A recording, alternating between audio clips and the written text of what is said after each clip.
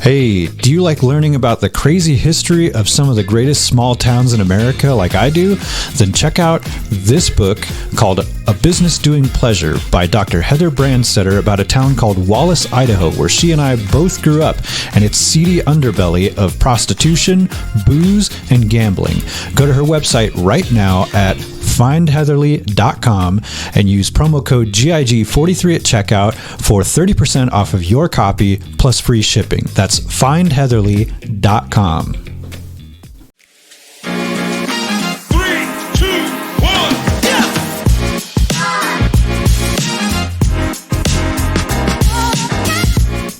Hey everybody, how's it going? Welcome to Guys in a Garage. Cheers everybody.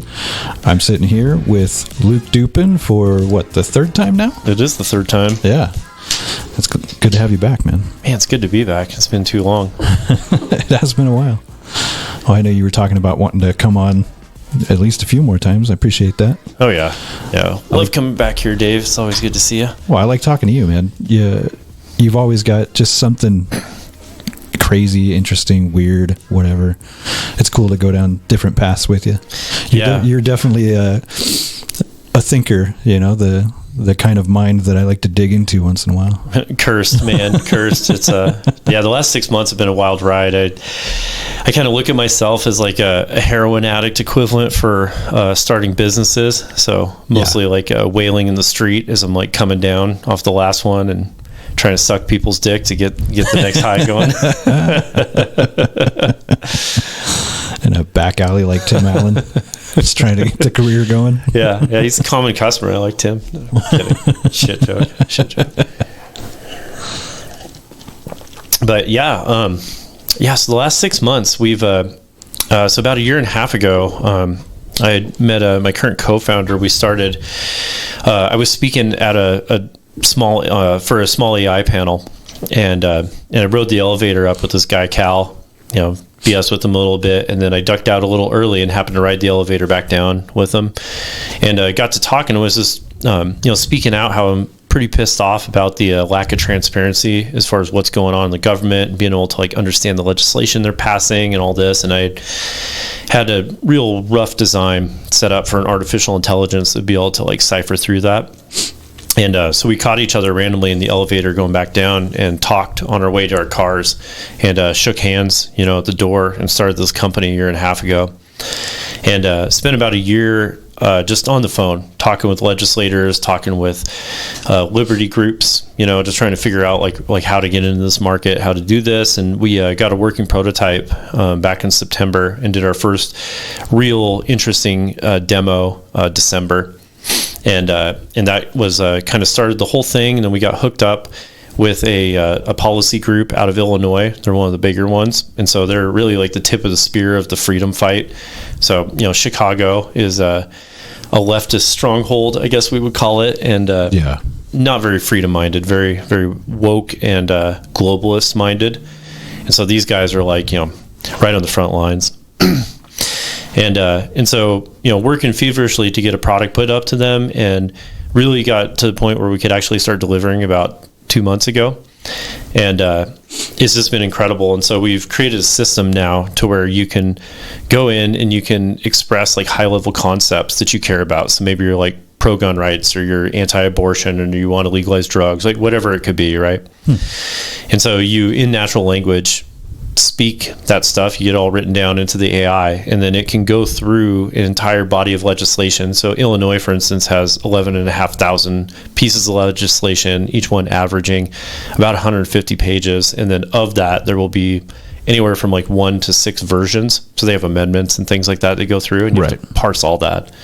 And so, because every bill that they write is 150 to 500 pages or some bullshit. Yep, exactly. Where they hide all of their raises and everything into the language that nobody but them can understand. Exactly. Yeah, it's fucking horseshit. They'll restructure public goods over to private organizations and things like that, and slip stuff through. Really, really sleazy. Yeah. And so with this system, we can now start catching. Yeah, and the people that affects don't know about it until they show up on the doorstep like, hey, by the way, we own 40 of your 50 acres now. Totally. What the fuck do you mean? Yeah. Like, oh yeah, we just passed a new law. Well, and going into this, I really had a similar naive view that I think most Americans do, that our representatives are kind of like dirtbags to some degree, or they're like doing us dirty. Well, I mean, they are. So that's what I found. See, and for the most part, they're not. Really? Oh, man. So the day of a typical legislator is when they're in session. So they'll wake up at like 6 a.m., get ready to go in the building early. They're in session by like 9 or 10. They, do their session thing, voting, all that stuff, arguing, done around 30 minutes themselves. And then they're down at the bar, hobnobbing, wine and dine, making deals. Can you do this, that? They get done like 6 or 7 o'clock at night, head back to their hotel room, and they'll have anywhere from like 300 to 1,000 emails to read of constituents being like, vote yes for this, vote no for that, fuck you for doing this, I love you for that. And so they're like trying to go through that, and then they'll have anywhere about on average like 2,500 pages of legislation to consume, so they can be ready for session tomorrow. And they have to do that in about an hour and a half window. Then they'll go to bed, and then they repeat. And so obviously they're just missing tons and tons of stuff. Yeah. So that's interesting, because what we always see is them in session, which is every once in a while. And nobody, and including myself, nobody ever thinks about the fact that they have to go through all these emails, and they have to fucking read all these pages of horse shit that's just ridiculous language that nobody understands. Yeah. Like, I guess I never thought about that, because, we're always like, what do these people actually ever fucking do? They work, one day a month where they're in session, and then they're off on their private jets, going skiing and shit. It's like, what the fuck do you actually do? Yeah. Why do we pay you? Right. I mean, that's the common sentiment. And so, with this system, which we have finally started to get like real sales working with them now. So we're giving them incredible deep insight. We're giving them so they can like consume those 2,500 pages inside of about 10 minutes of all that. And then we can create summaries on it. We can overlay it with their party platform, with their personal voting, overlay it with the citizen opinion and stuff like that. So it's like we're creating this roadmap for them now, so they can really know what's going on and catch that shit language in there. And so essentially what you're creating is AI software that will read everything for them and then package it together in a summarized like couple pages. This is what this is doing, this is what this is doing. Yep. So that it just takes a lot of time off their plate and makes it easier. Exactly. It lets them focus on the important stuff. Yeah. But for what end though? So that they have more time to actually focus on shit that matters? Yeah, exactly. It's weeding through all the garbage so they can focus on the important stuff. And so it's open-ended. We've built the whole thing so that because everyone's like, why is your bias better than mine? Yeah. Right. Whatever that means, or the AI's bias. Well, so we built the whole thing so that it itself doesn't have anything programmed into it as far as this rating system. So they have to create their own set of what we call anchor documents. So it's a natural language prompts that you load into the system that define whatever bias you are into. So again, any of those like high level policies, abortion, legalized drugs, anti-tax, pro-tax, education. So are you talking about then tailoring it towards like each congressman? So if they're Republican and their stance is more, this way on this issue than the other, then it will kind of it'll tailor that for them to give them the best information on what the hell this legislation is trying to say. Yep. So it shows up like, if you've ever seen the show Suits, like we created Michael is what happened. Oh yeah. That's what we did. Yeah. And so we created Michael, and as far as what is going to come back to you, we have a standardized set of templates that you can pick from, but then you can customize them just with natural language and questions to create any kind of bias you want. So you can tweak it to suit you specifically. That's fucking awesome. And so, to what end? So, it's this whole thing has started that I think that most people are pretty unhappy with the way the country is going. And I feel like we're getting very close to an inflection point where it's not going to be savable if we don't do something pretty soon. I don't know how long that is. I don't feel like we've crossed that event horizon, but I think we're getting close. Well, and I think really the biggest fucking issues that I have with government stuff and all that is it just seems like okay, I see what you're saying, and there's a lot of stuff you've already pointed out that I don't fucking think of, and probably nobody else does, but it seems like, and maybe it's because there's so much infighting between them that nothing ever gets done, but it just seems like nothing ever gets done. And whatever does get done is shit that's kind of shady, because and I mean, can you honestly tell me that they don't have a disconnect from the real social fabric, from real people? Because yes, I mean, they are.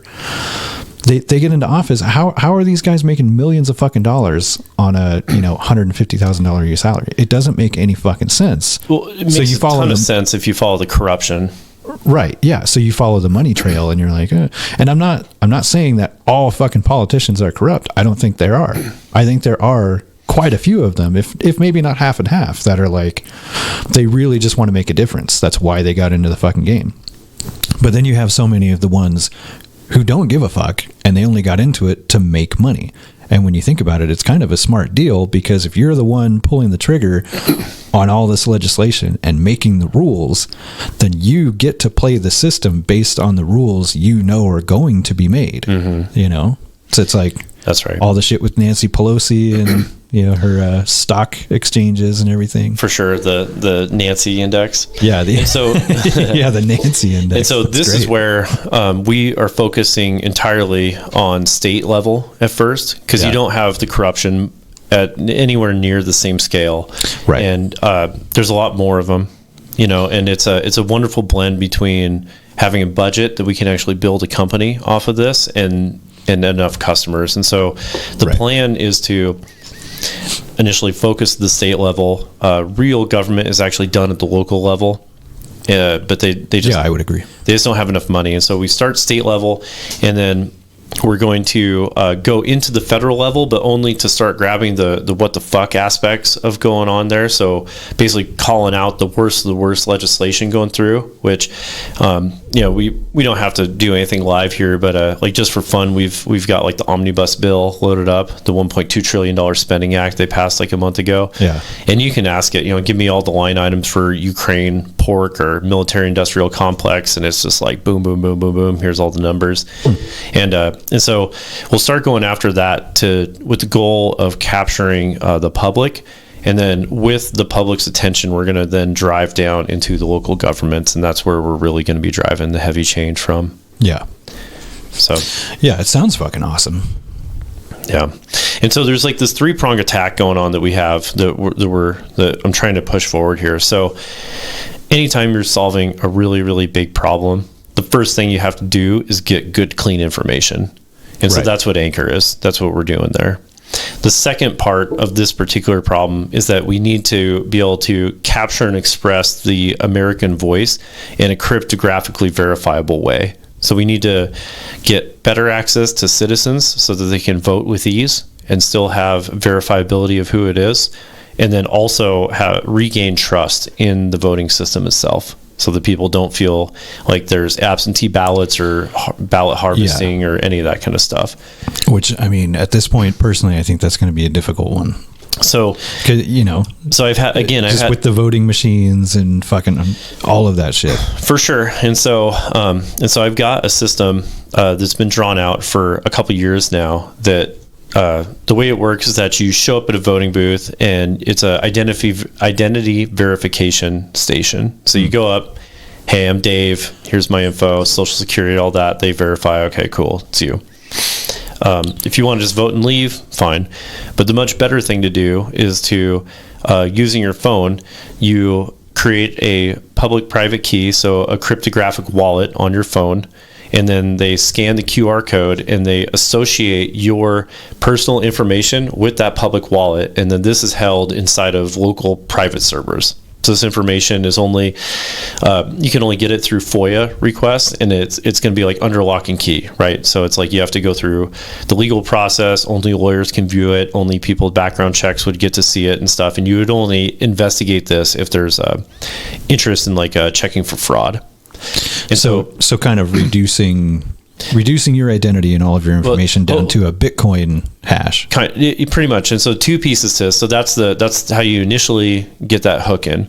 Once you have the hook, then all the voting is done on a public ledger. So fully public, but completely anonymous. Yeah. So you're just going to have a number, and then we send voting tokens to you. So you get, 1 for mayor, 2 for county commissioner, 3 for this, 1 for sheriff, whatever it is on the current vote. And then you've got your candidates, which their wallets are colored so that they can only accept a token of the same type. And then you send your tokens to the people that you want on the ledger. And so what's awesome about that is that you can go and verify on the public ledger that your vote was recorded correctly. If you want me to check for you, I can scan your public key and then confirm that everything is legit. You can run all your own totals. You can look for statistical anomalies. It's like if you run a totalization and it's like, hey, this one particular voting identity verification station is 2 standard deviations outside of normality. Well, hey, there's some corruption going on there, and we can put a big fucking red dot on every single citizen's map of like, right here, there's corruption out of this specific one.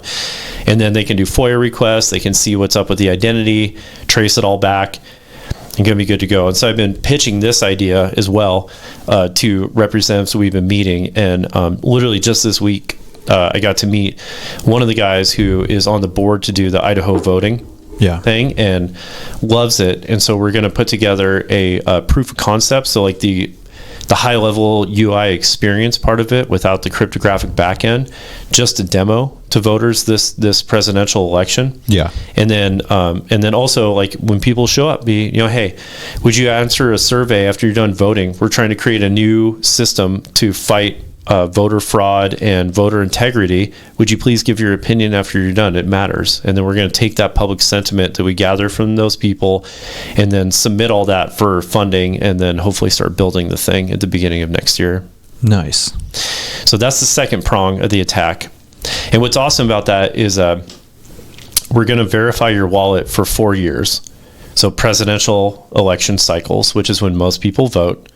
And what's great is that once you're in that system, now every single local vote, every policy, referendum, anything like that, we can just send to your phone as a push notification, and then you, the citizen, can issue your vote in there. So we're going to get massively better voter turnout for all the local stuff, which actually matters. Huge benefit. And dead people, stuff like that, how do you deal with dead voters and stuff, they will hopefully send off their death certificates to us, and then we can void out that wallet. But all wallets automatically void every 4 years. So worst case scenario is you got 4-year exposure. Yeah And I mean, that's kind of what I was just thinking too. It's not just dead voters, but I mean, my stance is, personally, if you are not a citizen of the United States, you don't get to vote. Obviously. I don't give a shit why you came here. It doesn't matter. If you're here and you're not a legal U.S. citizen with a green card or whatever the fuck it is, then you don't get to vote. Yep. Plain and simple. Like, if they want to give you a driver's license, fine. I don't think you should get that either. If you're not a citizen, you don't get our rights. You don't get all of the shit that we have. Yep. Now, that being said, I'm not against I'm not against people emigrating to this country. Just do it the right fucking way. Of course. Get your visa, jump through all the fucking hoops. And granted, it's a fucking tiring process that definitely needs to be overhauled. I mean, there's people that are sitting on the docket for years trying to get into this fucking country, and that shit needs to be fixed as well. And maybe all this AI stuff could help with that too. Sure. So I'm not saying like, oh, fuck it, kick all the Mexicans out and all that shit. That's not what I'm saying at all. Just, if you're not a citizen, you don't get to vote. You don't get that right, plain and simple. Yep. So then how does this system that you're talking about, how does it go into getting rid of all of those people? Because California is just going to be like, oh, cool, you've been here for 10 minutes and you jumped over the border. Well, here's an ID, and here's healthcare, and here's free this and free that, and we'll give you an illegal alien ID number that you can file fucking taxes with. Yep. Why? So that exact example, again, technology can only go so far. If people are going to cheat the rules, they're going to cheat the rules. Yeah. But what this will create is mathematical traceability, cryptographic traceability, to be more specific, back to exactly what identity verification station issued it, who those people were running it, and how many illegal voters were there. Yeah. And it's going to be on public record, immutable, forever. And so if there's illegal behavior going on, like what you're talking about, then anyone that can get a federal court case put together or a class action lawsuit can go after these people, and they have a record that will never leave them alone. And so we could just have damning evidence of what happened. So they can still break the law, but we'll know who did it and why and when and where. So another thing that I was just thinking of was, so in talking about like Bitcoin, right? So Bitcoin, it's a ledger that's kept by all the computers that are doing it, right? Mm-hmm. Nobody can actually access it and fuck with it, essentially, correct? It would take an unreasonable amount of computational power to fuck with it. And then if you did fuck with it, all of the well-functioning nodes would just drop your bad transactions. Okay. So they just wouldn't accept it. Right. So in a sense, is that what we're talking about here as well?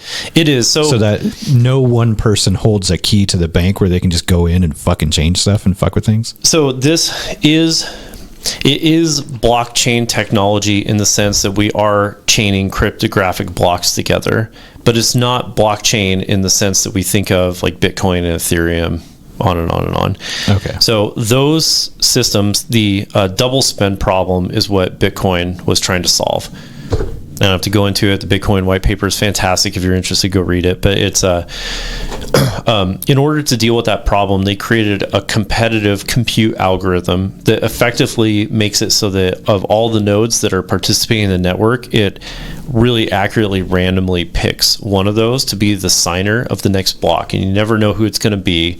And there's strong incentive that once the next block is found, that you immediately start using that one, because it's much more likely you'll be left behind to try and keep working on a nefarious block than to just pick the new one. And so the network effectively moves faster than what's reasonable to attack it. Okay. That's a different problem than what we're solving here. So with this system... So it's not doable, but extremely fucking difficult, and probably more effort than anybody, at least at this time, is going to want to put into. The amount of money, so talking Bitcoin, the amount of money you'd have to spend to create a compute system that could violate the rules of the network would undermine your investment so much, it'd be cheaper to just play by the rules. Okay. That makes sense. Yeah. So why spend the money when you're not going to get the return? Right. So you hack it, and what have you done? You've pissed all the way. So I mean, unless you're fucking Klaus Schwab or who's that guy that's running around on the yacht that supposedly fucks with stuff, unless you're somebody with a lot of disposable income, Soros or something like that, George Soros, and all you care about is absolute fucking anarchy, and you don't give a shit how much you spend. So with this system, the settlement algorithm, which is what we're talking about, so it's a proof of work algorithm that we're talking about, is not really needed, because we have a set of trusted computers ran by the government already. And what we're actually looking for is mathematical verifiability on a public ledger. We don't care about it being a decentralized system in that way. So it's okay to trust the state, because the state is going to because in order for them to create a nefarious ledger, everyone would see that. Do you see what I mean? So they can't hide from it. And so the way that this would work is that they would have a set of walled garden systems, and so very like Web 2 design there. But as they collect transactions, so you would digitally sign your vote to move a token around, and only somebody that has your private key could do that. And so when you digitally sign it, everyone can verify that that digital signature is valid, and then you would send that to the servers. They would sign that onto the next block and then push that out. That would become the public ledger update. And then everyone would look and be able to confirm that, this public wallet, because the other thing is it's a closed loop as far as the number of coins in the system, because these identity verification systems are coin emitters. So they emit the coins from them being an authority onto your public wallet. So it shows up on the public ledger from these origin points. And then once it's there, everyone can verify everything from that point. And so it's really about creating perfect visibility into the thing. Not so much about creating, like, we could do a proof of work, but in the end, that's not going to add any more confidence into it. It's about having a public ledger that's anonymous. That's where the confidence is going to come from. So essentially, I mean, given that it works and enough time to, I guess, perfect it or whatever, would this eventually eliminate hand counting altogether? Because that's so I actually don't want to eliminate hand counting. You don't? I don't. So with this, we would still want to keep, because there is something to be said for a paper record.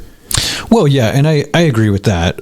I don't think turning everything over to complete digital and letting computers run everything, I don't think that's a good idea. But when you look at them keeping, the Republican representatives out of the counting room for whatever fucking reason and shit like that, that's horseshit. Yeah. So you need to have monitors from both sides, and it needs to be equal, and it needs to be correct, quote unquote fair. You can't just say, we don't like you, get the fuck out of here while we do this. Like, no, it doesn't matter if you like it or not. You're going to be there. Now, granted, those people should have to sit in the back and just watch, or maybe put them in separate rooms and they're just watching on cameras the whole fucking time, kind of like a casino. Casinos have thousands upon thousands of fucking cameras. You can't take a shit without somebody watching and know exactly what color it is in a fucking casino. Why can't we do the same thing with the voting count room, so that you have people on group A, Republicans, or whatever the fuck, always watching, so that you can see whose hands are doing what, so you don't have some dickhead pulling a bin of fucking liberal votes out from under the table and tossing it in. You know what I mean? Like, why can we not do that? With this kind of system, I guess I misspoke a bit. So the hand counting is going away, but we're not losing the capability of it, is what I meant to say. And okay. So we could still print them all out, I guess. And that's right. And go over them. And so at these servers, the plan would be that we would print the paper ballot that would have the person's information in readable text. So again, this is like walled garden protected data. Yeah. And so it's who voted, what they voted for, and then a QR code of their cryptographic signature issuing that vote to show its verifiability. So you can't come by and fuck with it. You wouldn't be able to change it. If you did change it, the information, the human readable information and the QR code would no longer match with each other. You'd have to be a smart motherfucker to be able to place a few different black squares in a little tiny space. You wouldn't be able to do it. It's equivalent to hacking into your bank using regular brute force attacks. It's feasibly impossible. Right. And so doing that, and that's really for like guaranteed data redundance. So with that system, even if the servers went offline, all that stuff goes to hell, you still have the paper record of all the votes that led up to that could be scanned quickly into a system to repopulate that ledger back into place. And if somebody wants to do a hand count because they don't believe it, by all means, start scanning those things and go to town. Yeah. So I like it. It prong all two. Yeah. And then the third prong we'll touch in a sec. Yeah, go ahead. It all sounds awesome and I'm on board with you. There's definitely a part of me though that's still, I don't know. I have my own qualms with AI, to tell you the truth. Like, I mean, this is crypto. So first part's AI, next part's crypto. So we're trying to piss everyone off. Right. Well, I mean, I get the whole crypto aspect of it. I mean, we've talked about crypto before and I mean, fuck, I'm all about it. The government can't fuck with it. Cool. I'm on board. Why not? Mm-hmm. I fucking love technology. I am a huge technophile. I mean, look at this goddamn room right now. I mean, I can't even count how many computers are in here right now, but in knowing that, it's almost like being the most powerful wizard, and knowing how to wield that power. So in that sense, it's just, as much as I fuck with technology and computers and all this other stuff, like, I know how shitty it can be, and even it can make mistakes. And so I look at that and I'm like, okay, it can fuck up on its own based on its own experience, right? So when you look at AI is being trained off of everything on the internet, right, at this point, or everything we allow it to look at. I mean, hence why you go on Google and you ask it to show you pictures of Nazis and they're all black and Asian, which doesn't make any fucking sense. There's no white guys anywhere. But it's just turning things completely over to technology and computers and AI. That just, I have a bugaboo about it. Yeah. But I mean, at the same time, I realize, even though I'm like the old guy sitting on my porch yelling at people not to fucking walk on my lawn, I also realize like, hey, it's 2024. This isn't 1997. Like we have all this great fucking technology, and if we know how to use it, how to utilize it, it can be a great fucking driving force in the social fabric of not only our country but in the world. Yep. It's just, I always worry about who's the one person that's got the key. So, and that's really the point right there is, technology is a weapon against society when it's centralized. So right. OpenAI, Sam Altman, Google, Chat, evil, right? Like the most evil. Like if the government actually cared about protecting society in the EU, it would be to focus entirely on how do you decentralize AI. Right. Decentralized AIs are the worst. And that's probably why I'm so fucking into, Bitcoin and stuff, because it is decentralized. That's right. And so it's not controlled by the government. There's multiple ways to do technology. And the way that we're talking about here is the decentralized, transparency, open path. Yeah. So it's like the first system we talked about. Look, I have my own set of ideals and moral code I live by that I require my family and close ones to adhere to.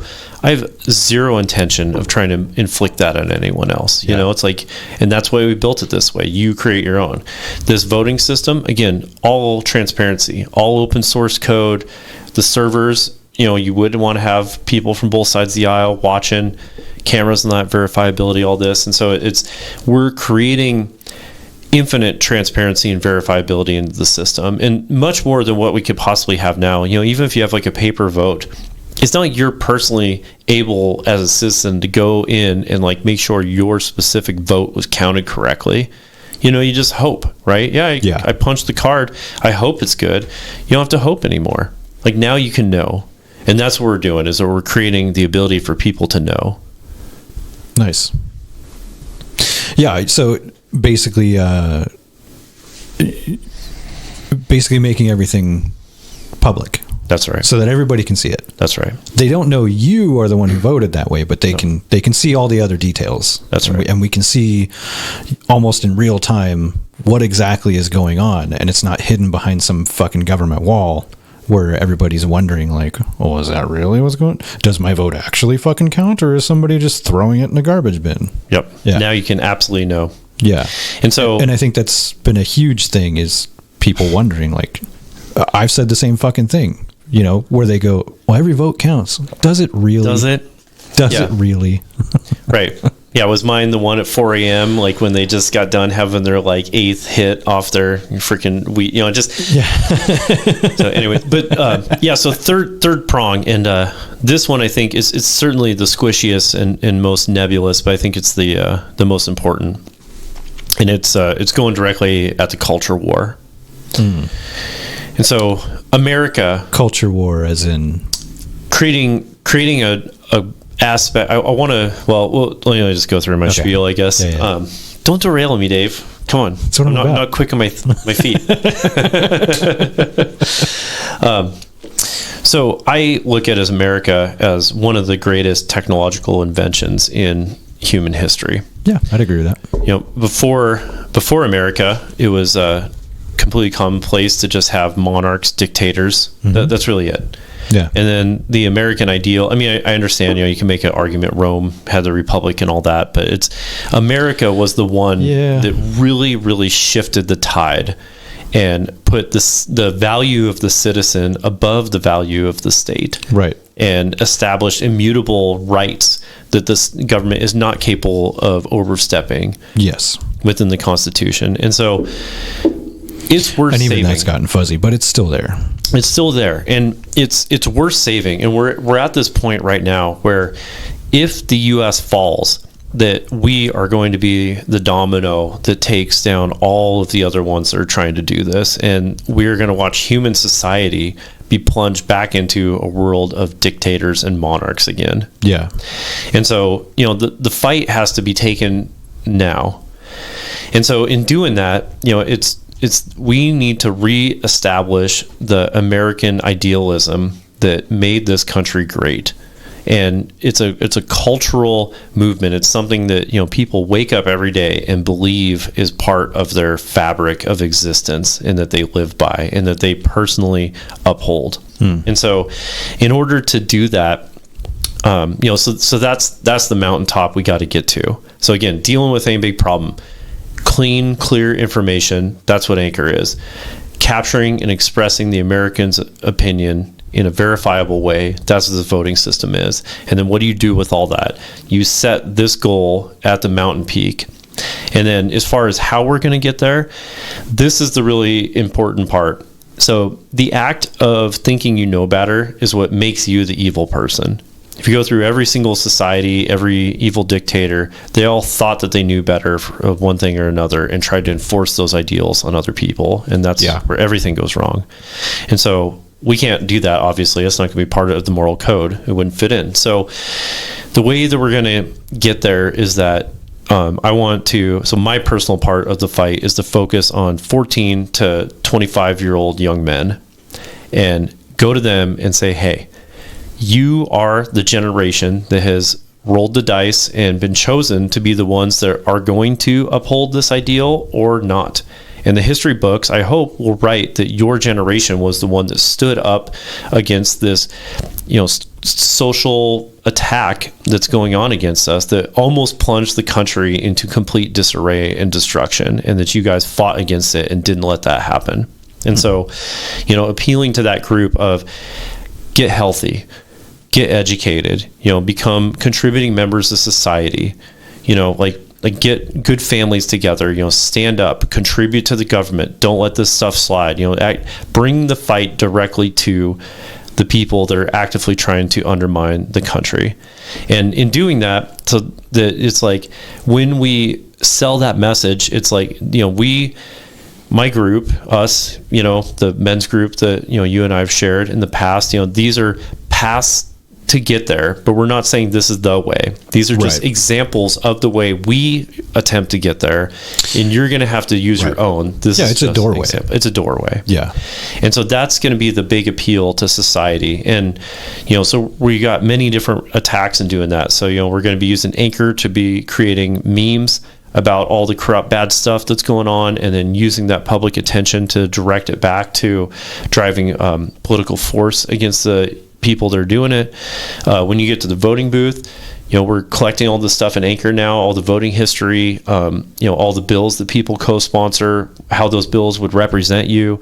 And then we can overlay all that information. So when you're voting, you're informed, you know exactly what the representative has done, the way they actually vote versus how they say. And so it's going to be bringing all those things to the fight as a unit. Nice. So, and I'm sure there's a lot of women out there. Like, I don't know anything about women. I can barely understand my wife. So if there's some strong females that know how to pick up the fight too, that'd be awesome. We'd love to have sister groups out there. But that would be calling. That would be good. Because, we talk about dudes and, being better men and all that stuff. But, that's one thing that's doesn't get passed around much. And rightfully so, I guess, because we're not fucking women, but becoming better women. Yeah. And that's not saying like get back in the fucking kitchen, blah, blah, blah. No, it's, like you're talking about, it's being more involved, I guess. Yeah. I don't know what better women looks like, Well, I know what my wife, it just past that.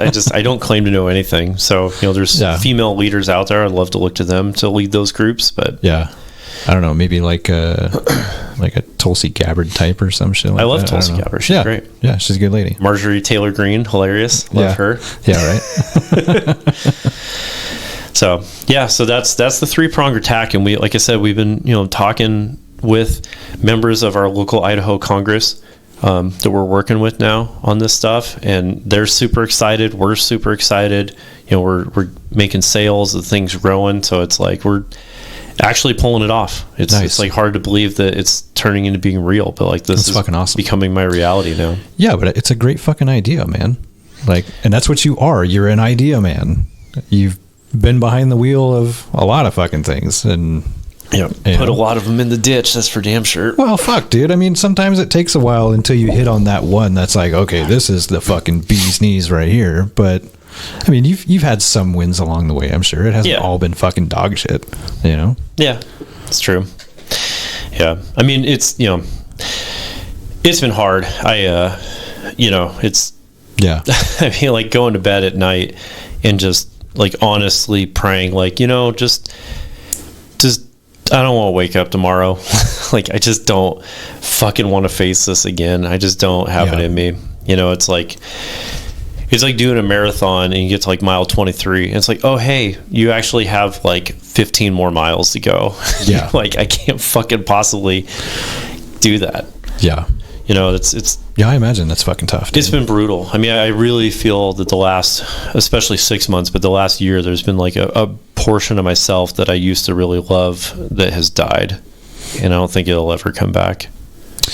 Yeah. I mean, I could see that. I could see how that can happen. But I mean, look, whatever. Don't read too much into fucking what I say. But I think the fact that you're out there and you're doing shit and you're actually putting in the effort.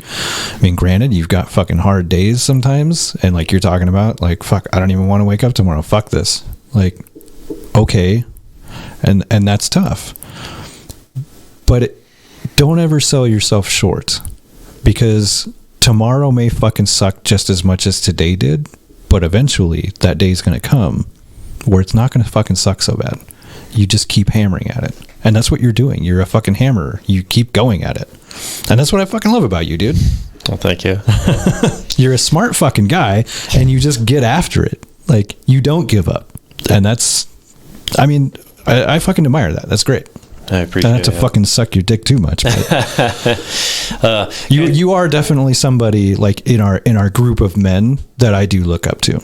Man, I really appreciate that. Yeah. And I appreciate everything that you're fucking doing, just waking up every day and keep going. Like, this whole idea that you're talking about and this thing that you're working on and you're actually fucking making it happen, that's fucking amazing to me. I think that's awesome.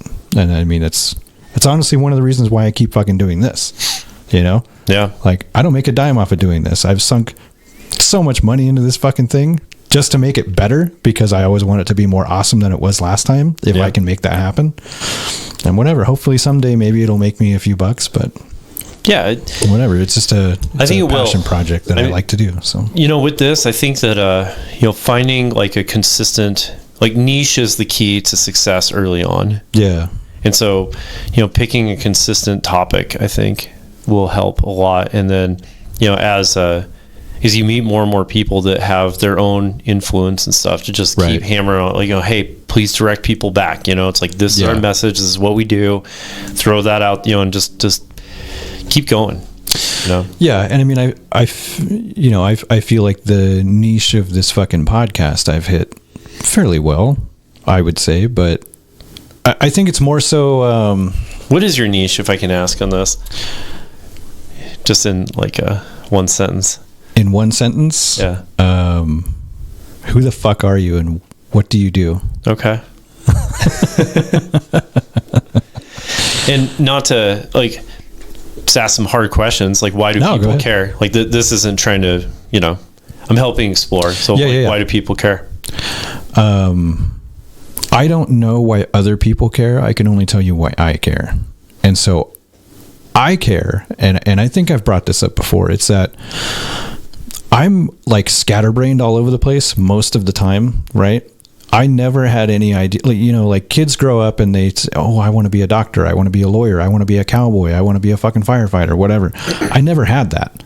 Like, I saw all this stuff and I was like, I don't know what I want to fucking do with the rest of my life. Like, what do I want to do from the time I'm of working age, or, at least have some experience, till the fucking day that I die?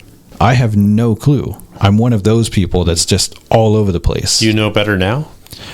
Not really. No, I don't. All I know is whatever I'm doing, I want to do 110%. If possible. I'm going to put everything I have into it. That's why I've been at the same fucking company for like 15 years. I've never asked for a raise, but I've always gotten one. And I just keep, like, my target when I started, was eventually to have a desk job and not have to fucking kill myself every day. I'm there. Like, it took me a while, but I fucking got there and I busted my ass to get it. And so from there, I don't really know. You know, I'm still kind of floating in that area, but you know, it's a great place and they treat me well. So sure, I stick around, Yeah. you know, Yeah. but so why would anybody care? I don't know why anybody else would care, but I care because being that I had no idea what I wanted to do, it's interesting to me to hear about other people and what it is they do. Because who knows, maybe someday I'll talk to that one person that's like, oh yeah, I like to make my own sand, you know, or whatever the fuck it is. And you're like, wow, Tables, that sounds, yeah, chairs, right. Yeah. That sounds awesome. Maybe I want to do that until I decide to retire, you know? So I'm interested in what people do for money and why they do it and how they got there. And to me, what's the most interesting about that is everybody has a story. That's the funny thing is everybody I ask to be on the show, they're always like, well, I'm fucking boring as shit. I don't know what I would ever talk about, but okay, I'll come on. And then next thing you know, we start 3 hours have gone by and they've told me their whole life story. I've had people that are like, you know what? I haven't thought about any of that shit for the last 20 fucking years. I can't believe that I did this and I did this. And this time that I was with my bros and we came up with this great idea that launched this, and wow, man, I can't believe that. And they always feel better afterwards. So I kind of feel like in a way that's me almost giving back to people, you know, and kind of helping them to rehash the great things about their life. Yeah. Because it always leads into a story of like, well, I did this and I did, oh shit, I did do this. Wow, that was fucking awesome. I remember that. So That's I know, beautiful. that's why I care. And that's what I find interesting. Anybody else care about that? I mean, I don't know. I know there's a few people who listen to this podcast. So, I mean, there's got to be somebody other than me. Yeah. Oh, I wasn't suggesting otherwise. Just curious to hear it in your words. Yeah. I don't know. That's what I got. That's awesome. Yeah. And that's why I keep doing it. It's just fun for me. Man, so you want to hear a funny story? Well, it's funny now. Well, It wasn't course. funny at the time. Just tragic failure all the way through. So, like a month or two ago, I was tripling the throughput of the system. So I'm running on my own servers still right now to keep the cost down. Because right now, in order to rent GPUs, you buy one every 3 months worth of service. You know, so it's like I'll just spend 3 months up front and then I own the thing. I can sell it if it all goes to shit. Right. And so I got this $4,000 system that I bought, $3,500, you know, twin 3090s, yada yada, and get the whole thing booted, loaded up, it's running, and it's just acting weird. It's like having these like weird errors in code that has never had errors, and it's behaving as if there's like corruption in the hard drive, which like happens sometimes, right?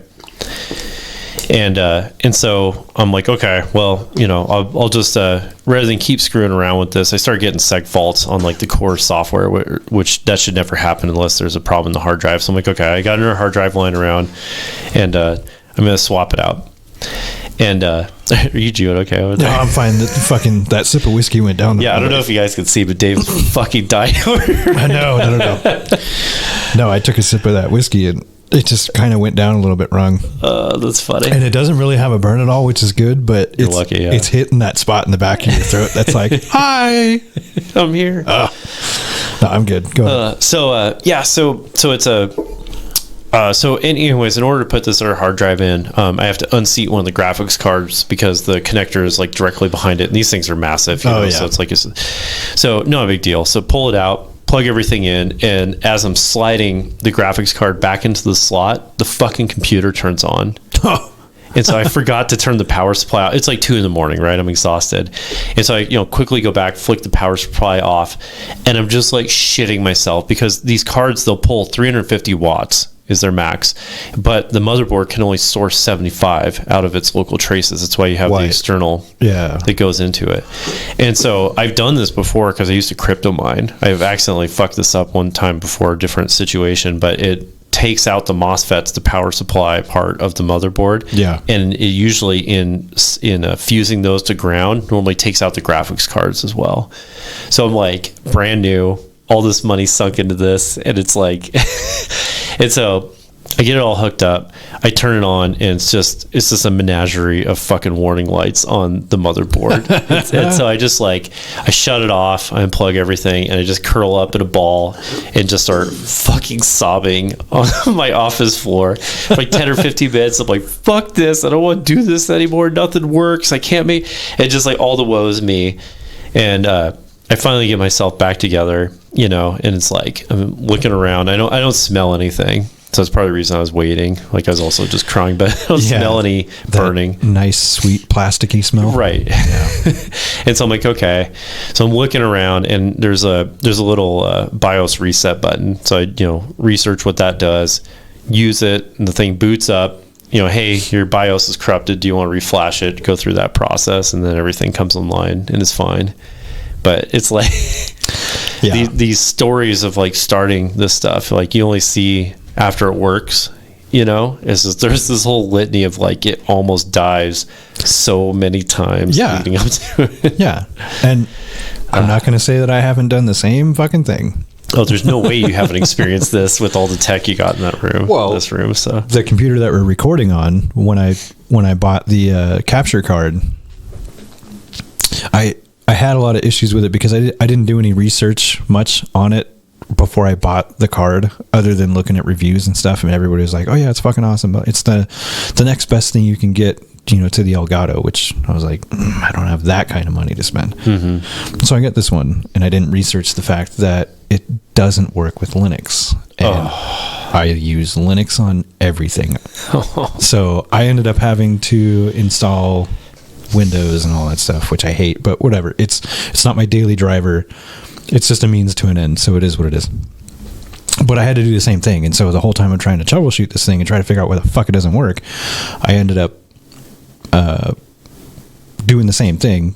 Forgot that it was on, but it was suspended, thankfully, and jammed it into the slot, and then the thing woke up, and I'm like, oh, fuck.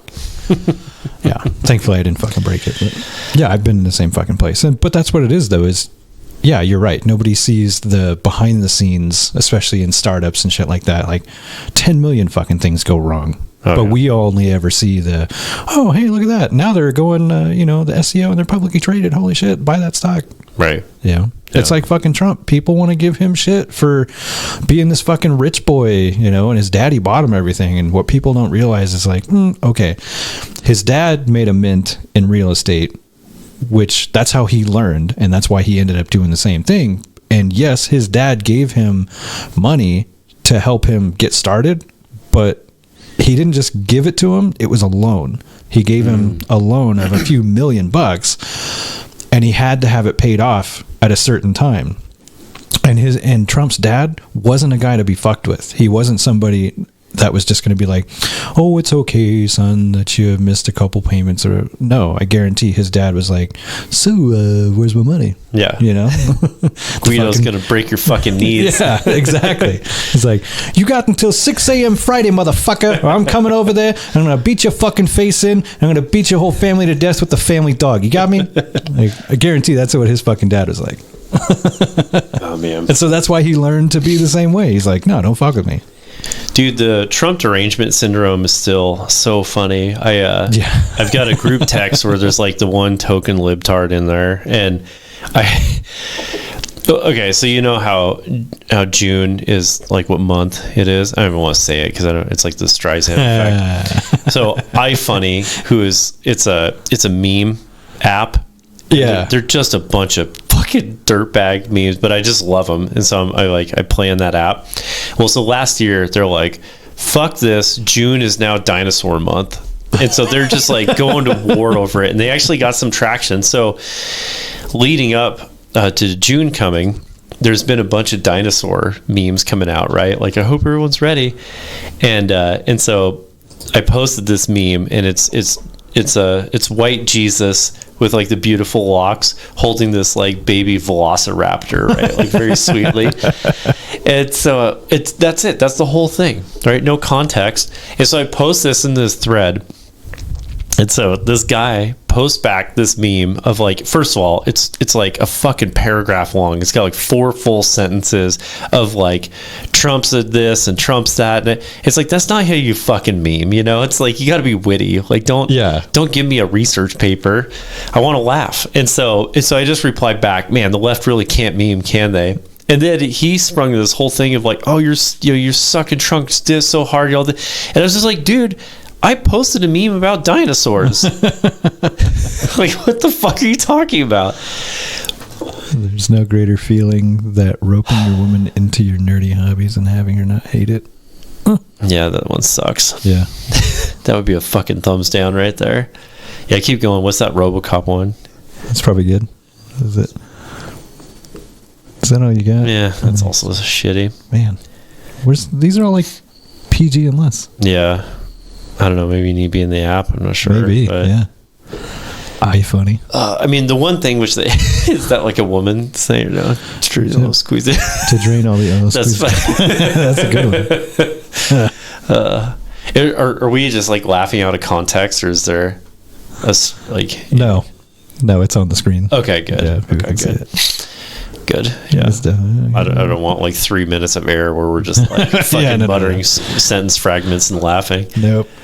Yep. It's up.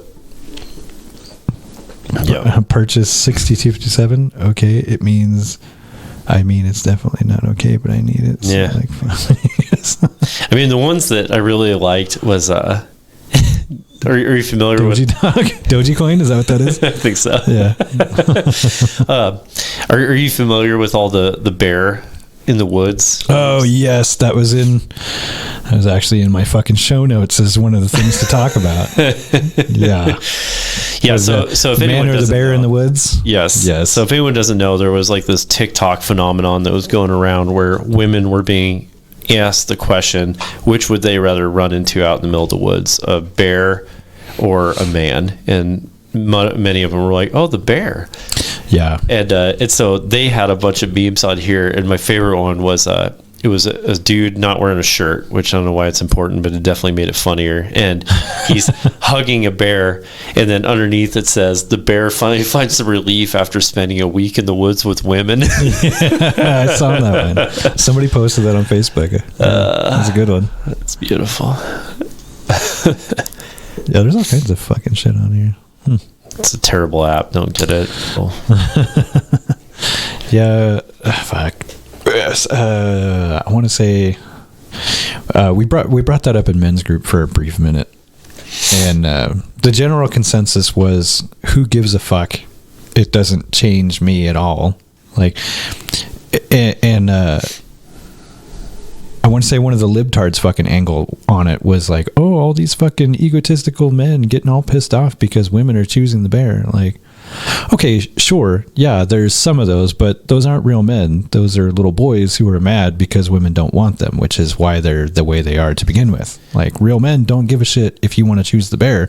Go ahead, because it doesn't affect us at all. Well, and there's a third side to this, which is young men. Yeah. You know, and that's why earlier I was hitting on this, that, you know, if you're, because I have a 16-year-old boy that lives in my house. Yeah. And, you know, it's like, I haven't talked to him directly about this, but it's like, you know, I listen, and I remember what it's like to be that. And, you know, like right now, these guys are dealing with a society that's like telling them that they're shit and telling them they're not needed, and that society has outgrown them, and all these lies. Like, society needs them more now than ever. Yeah. And so, you know, to them, you know, when they see a bunch of hot chicks that are in that fuckable age, they're like, I'd rather have the bear than the man. They're just like, that's yet another knock on them of like, oh man, like, I'm not gonna be able to find a cool mate. I'm not, you know, just, it's all part of the societal attack that's going on against the young men. Yeah. Well, and I think I think the conclusion that we came to was, in a way, it's understandable why they would choose the bear, right? Because at least there's probably a 50-50 chance of outcome. You're either going to be eaten alive, or you're going to just be left alone. It's going to run off, right? So in that aspect, I get it, I guess. Like, okay, it's more predictable. there's no chance that the bear is going to put on a smile and try to pretend that he wants to help you and then nail you to a tree and fucking rape you. Like, okay, sure. That's what humans do. That's not what bears do. So I get that. But if that bear chooses B and wants to rip your fucking face off and eat you, there's no getting away from it. You're dead. No, you're dead. Yeah. And I think I made the comment of like, you know, you can still live after a rape, which, I mean, that's a shitty thing to say, because a lot of women, I guarantee, would not want to. Okay. And I understand that aspect of it too. And I'm not saying that that's funny in any way, but I mean, I get it to a degree. But I mean, if a man is going to help you, he's going to help you. And you have a far better chance of fighting off a man who wants to kill you, fuck you, and eat you, and not necessarily in that order, than you do a bear. So, I mean, whatever. Choose what you want to choose. I don't fucking care. If I ran into some young woman in the woods who needed help, personally, I'm going to help her. Of course. And 99% of the time, you're going to find a man who is willing to help you in some way. You're not going to find a fucking rapist, obviously. So I think that's what pisses people off the most, is like you're saying, it's yet again just another thing that's trying to label all men as piece of shit fucking rapists, and like, we don't give a fuck about women, and we're just going to smash your head into a tree and then fuck you and leave you there to die. Like, and yeah, that's kind of annoying. Doesn't make any sense, right? But it goes, it goes against people that have mental health issues and severe drug problems, which I would imagine is the high focus of that bad group. Right? They don't tend to be out enjoying the woods. Yeah, not usually, right? Dude, I've ran into bears twice out hiking. I mean, so I'm an avid backpacker. You know, I'm out a lot, and only 2 real encounters. I've seen bears countless times, you know, like across the hill and stuff, like 2 times. And one of them, you know, the bear was like, is a black bear, and he probably weighed around like 650 pounds, just a massive, very abnormally large black bear, just one of the biggest ones I've ever seen ever. And, you know, he was just hanging out in some bushes, eating some berries, and we're like, "Hey, bear," you know, and like everyone was cool. We kept our distance. He never even acknowledged we were there. Right. It was fine. The second time, I was out in Glacier, and there was 3 of us, and I came around a corner, and we were part of a big 8-man group. And so one of our friends had left a little earlier, and he was like on like a ridge across, like he had gone, you know, like around the U, and he was like the other side, and he was screaming and waving his hands. And I'm like, that's weird. And I looked down the hill, and I'm like, oh shit, there's a grizzly bear right there. Ooh.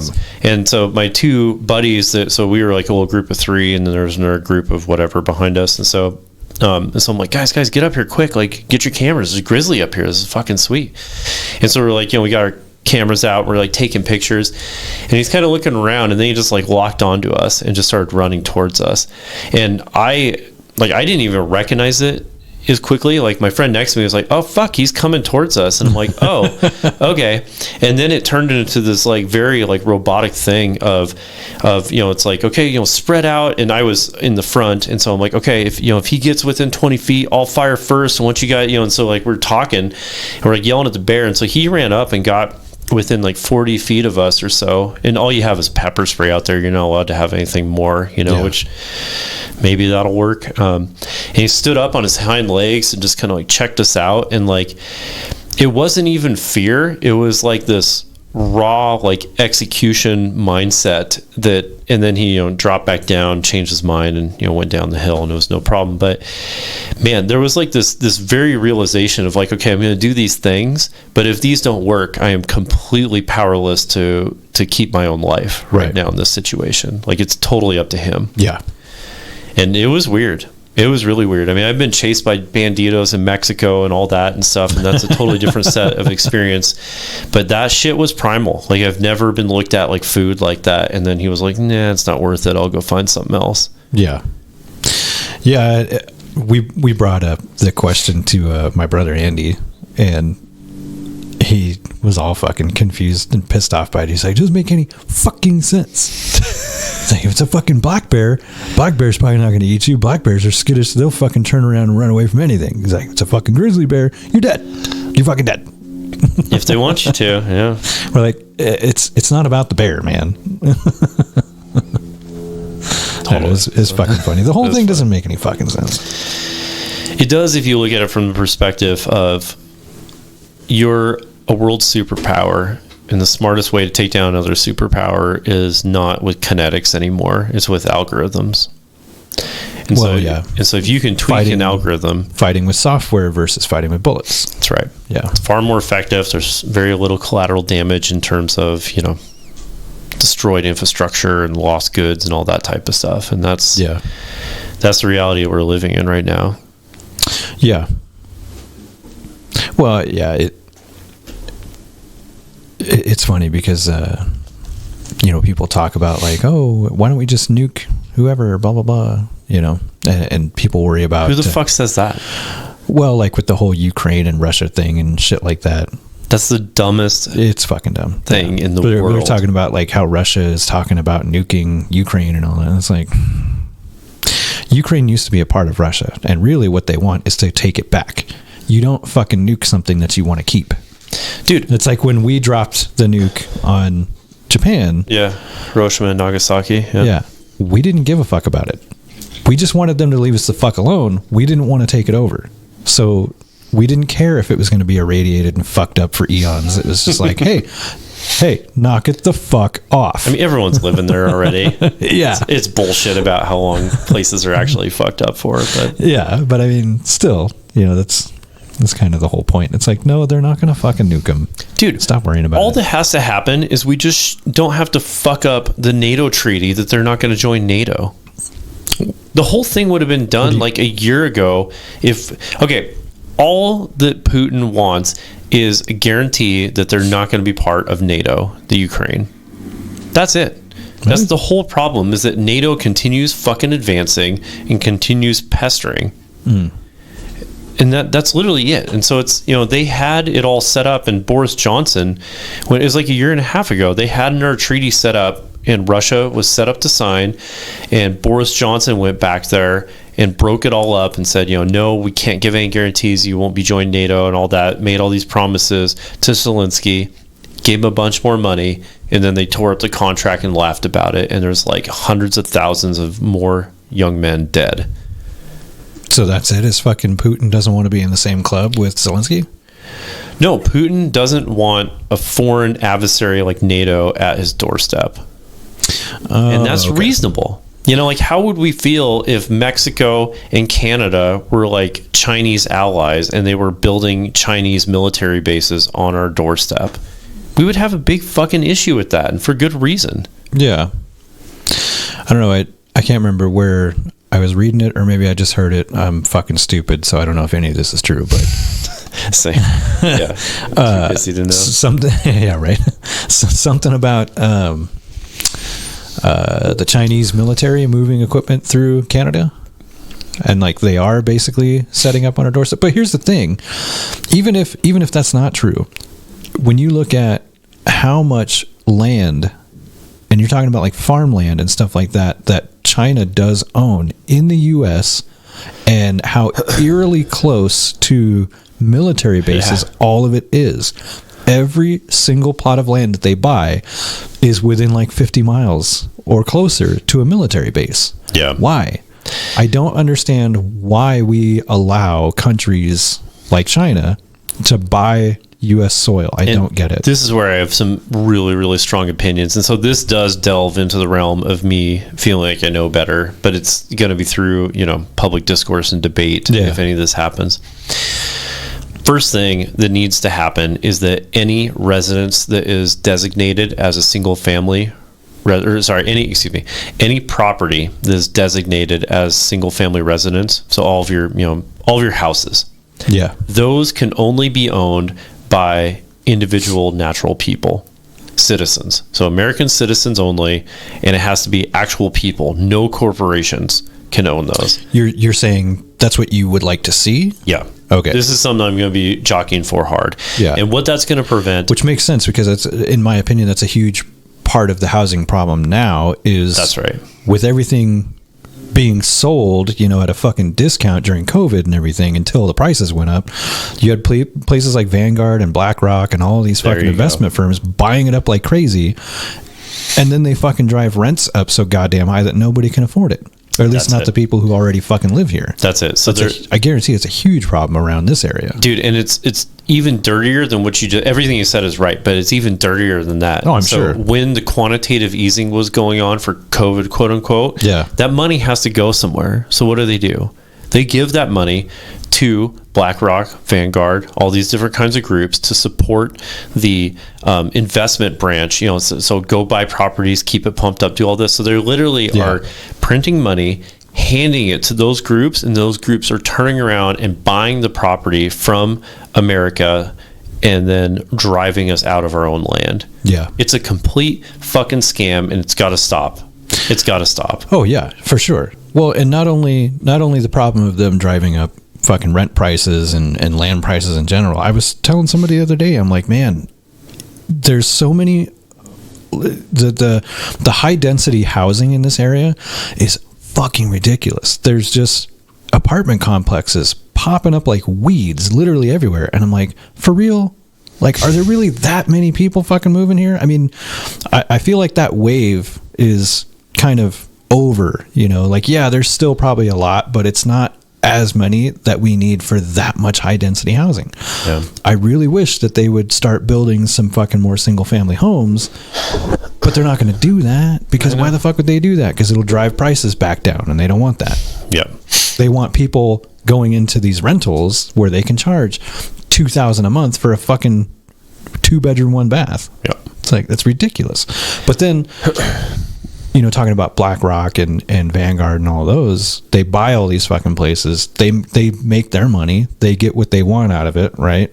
And then eventually when prices do start fucking dropping and bottoming out, what do? Well, they're investment firms, right? They're not going to hang on to shit that doesn't make money. So they're going to dump it. And when they dump it, who's going to buy it? The Chinese. The Chinese. And so again, foreign investment companies that have fucking billions of dollars at their disposal because of all the cheap shit we buy on Amazon. That's right. And so that's why it has to be natural people. And so if you are a big company that wants to hold this, you're going to either have to have like your CEO is going to have 100 properties with no legal protection, pretty exposed, or you're going to have to farm it out to individuals inside of your organization, also pretty sketchy, or you're going to have to do something where you like hire people to hold the property.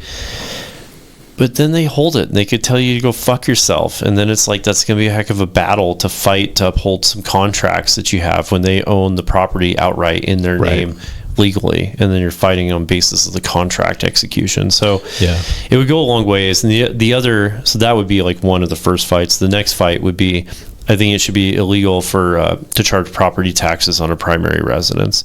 So I think each person, if you're married, you can, married or individual, you get one property that you can claim as your primary residence. There is no property tax. It's ridiculous that you can quote unquote own something and then a government agency can take that from you if you aren't actively giving them money. Yeah. That's fucking insane. It's fucked up. That's not real ownership. No, it's not. And so, and it's on the same thing with buying houses in an HOA.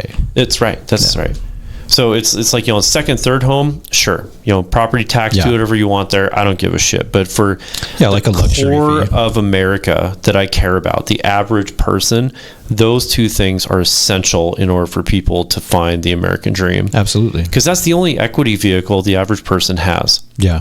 When you really break it down, that's it. They've got equity in their home if they own it, and then they've got some money in the stock market, which what is that? Some numbers in a database somewhere. Hopefully it's okay. So we got to get back to protecting the average American in real estate. Yeah, for sure. I 100% agree with that. Why you charge property taxes? I mean, I don't get it. Okay, sure, the state makes their money or the county or whatever it is, but I mean, aren't you aren't you making your money from people's income tax anyway? Aren't you making your money from the taxes on gas? Aren't you making it from, vehicle registrations and everything else? And literally you have to have a fucking license for everything now. And I know.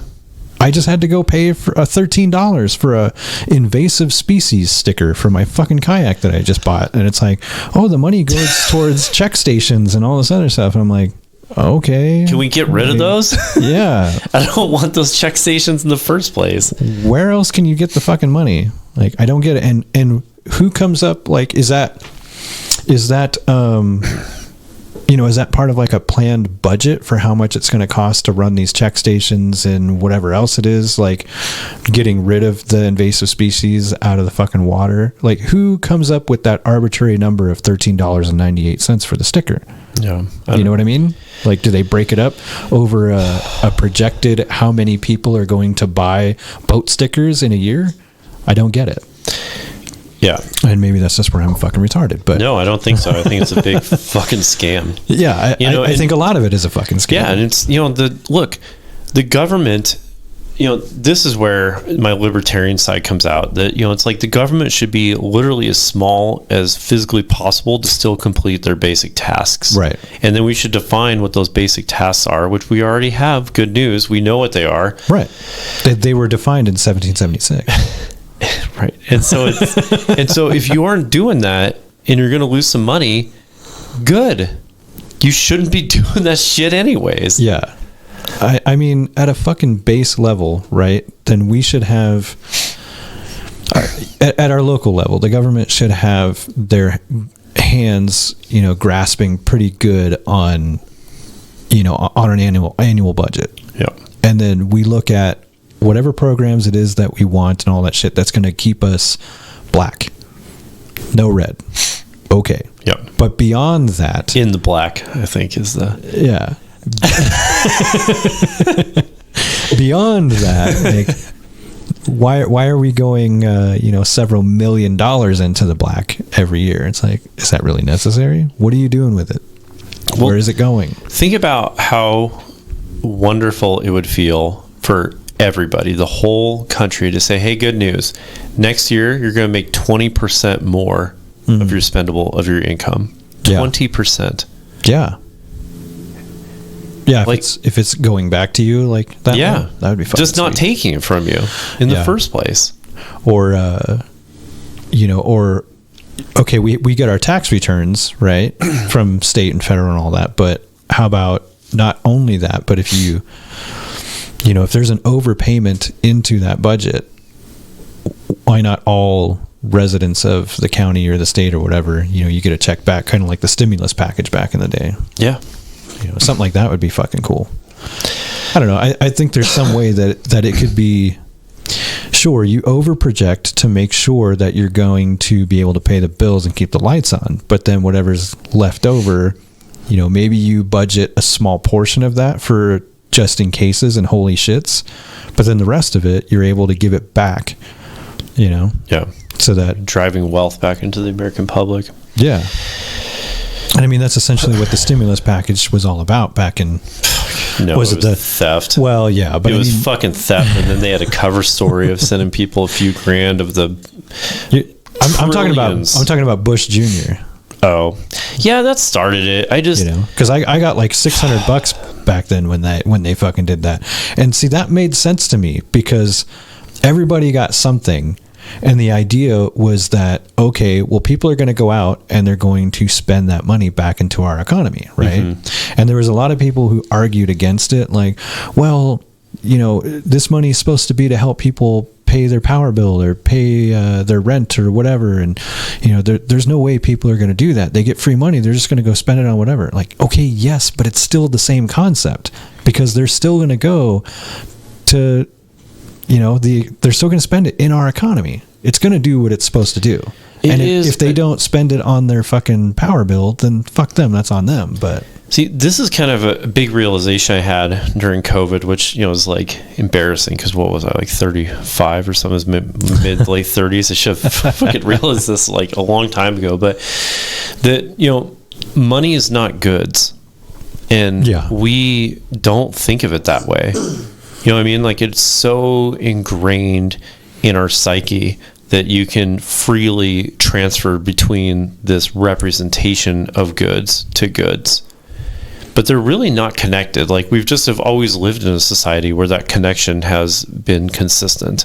But we saw a deleveraging of that during COVID. You know, that there was lots of money available, but there was no flour. There's no toilet paper.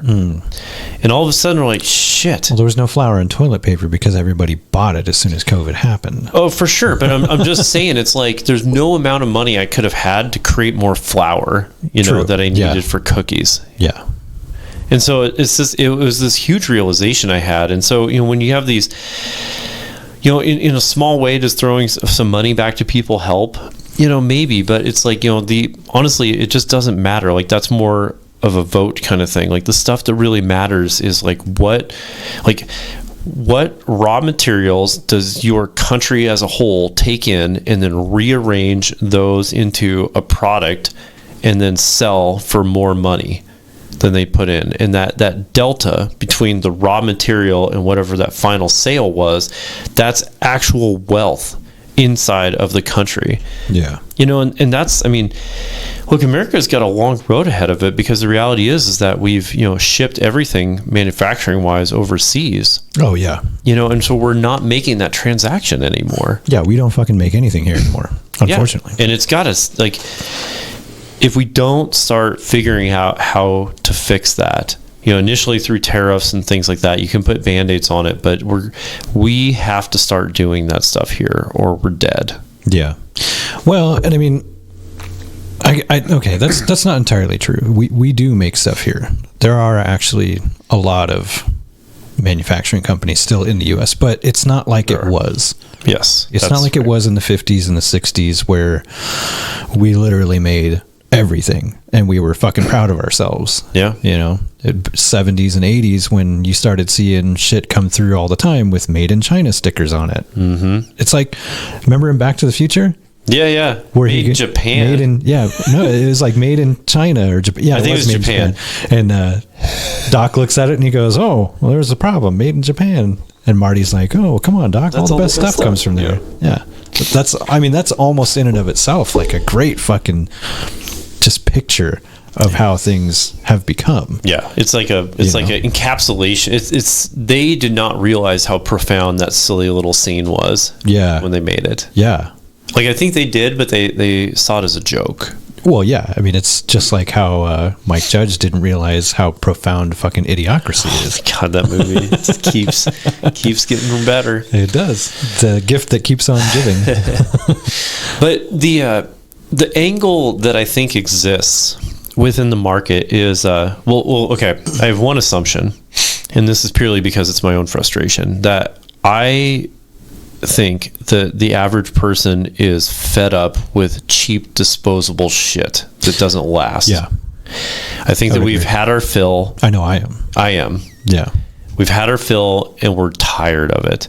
You know, I've got, you know, I have a 4-year-old. I've got like 6 or 8 toys that my brother, who's 11 and a half years older than me, played with.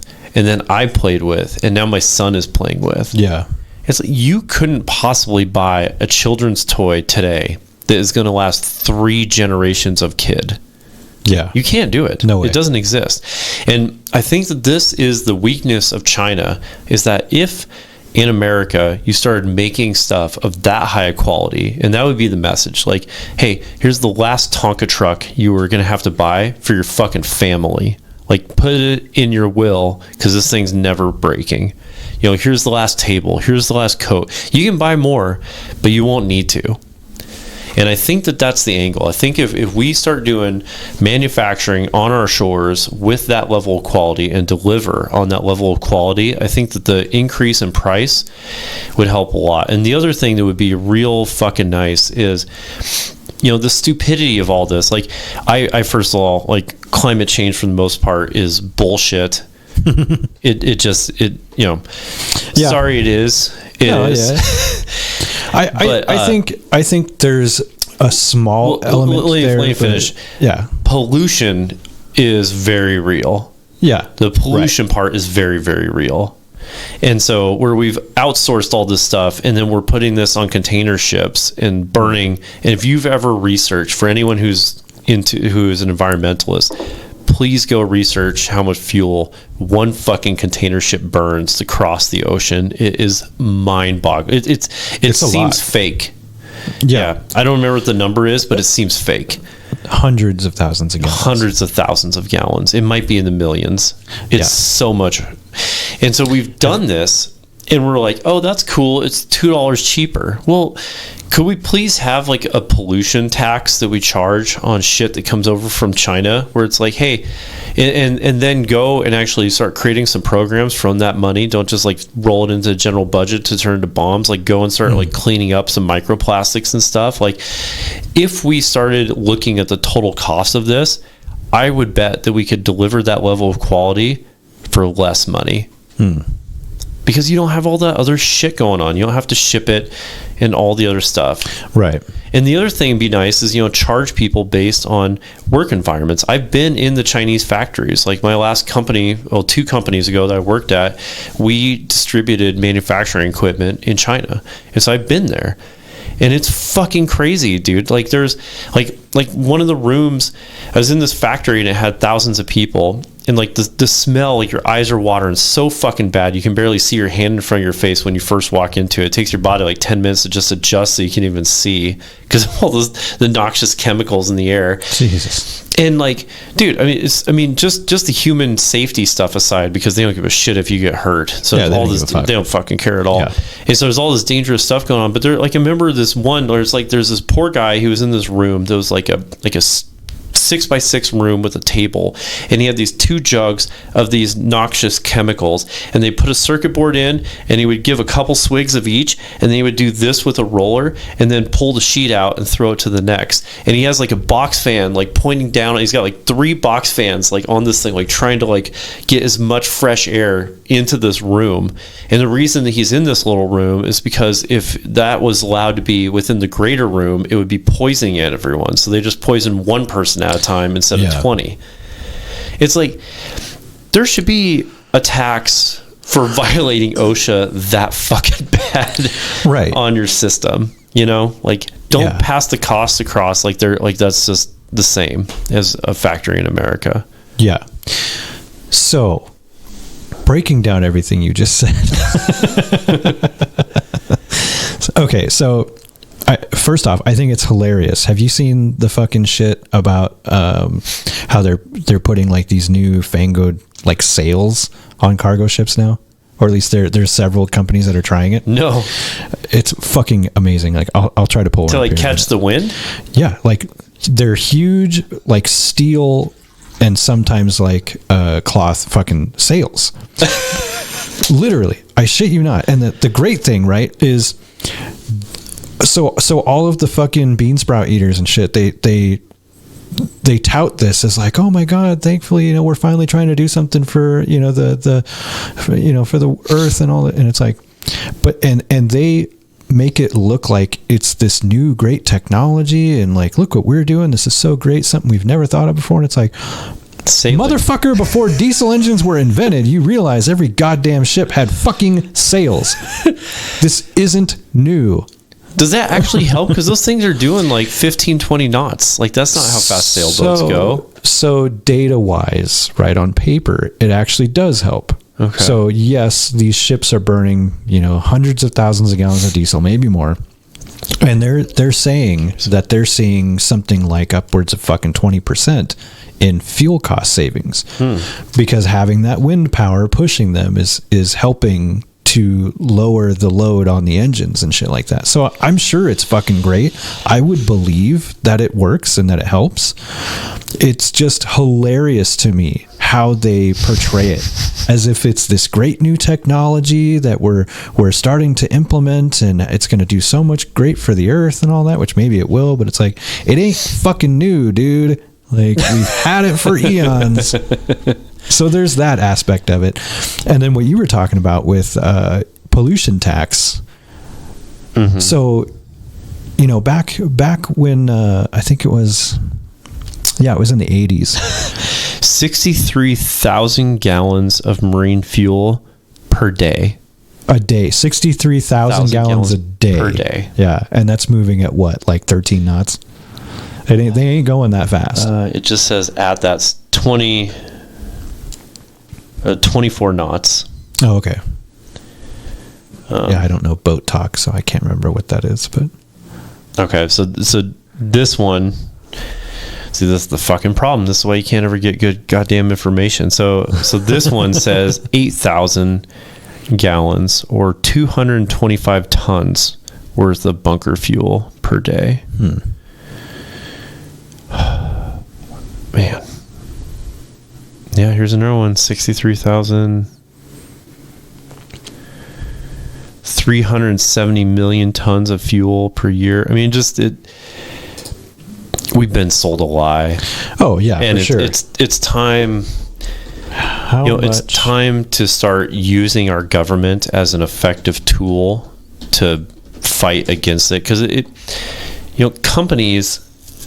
Yeah, see, that's that same number. If you scroll down, there's others, but yeah, so 63. Let's just roll with it. 25 knots is yeah. So whatever this website is. Yeah, from AOL.com. Okay, AOL. Sure, yeah, they're perfectly trustworthy source, right? They know everything. AOL is right next to Google. Yeah, this article was written in 1992, and I mean, I would believe it though. I would believe it too. I would bet that number it's got to be pretty close, if not an underestimate. When I looked, I remember seeing that in some cases it took millions of gallons to cross. See, there you go. What's that? Let's see. Yeah, there you go. So ships in that size So they range, carry between 2.5 and 3.5 million gallons of fuel. So that would make sense, because it could take a month sometimes for a ship to cross. So if they're burning 63,000 gallons a day, I mean, that makes sense. To me, just off the top of my fucking stupid head, those numbers add up. I'd believe that. I think you got a pretty smart head. That's pretty good. I'm just gonna. Can't even hit the right fucking button. I was so fucking drunk. God damn it. You go ahead, sir. Yeah. So what I was getting at was, so back in the 80s, Reagan.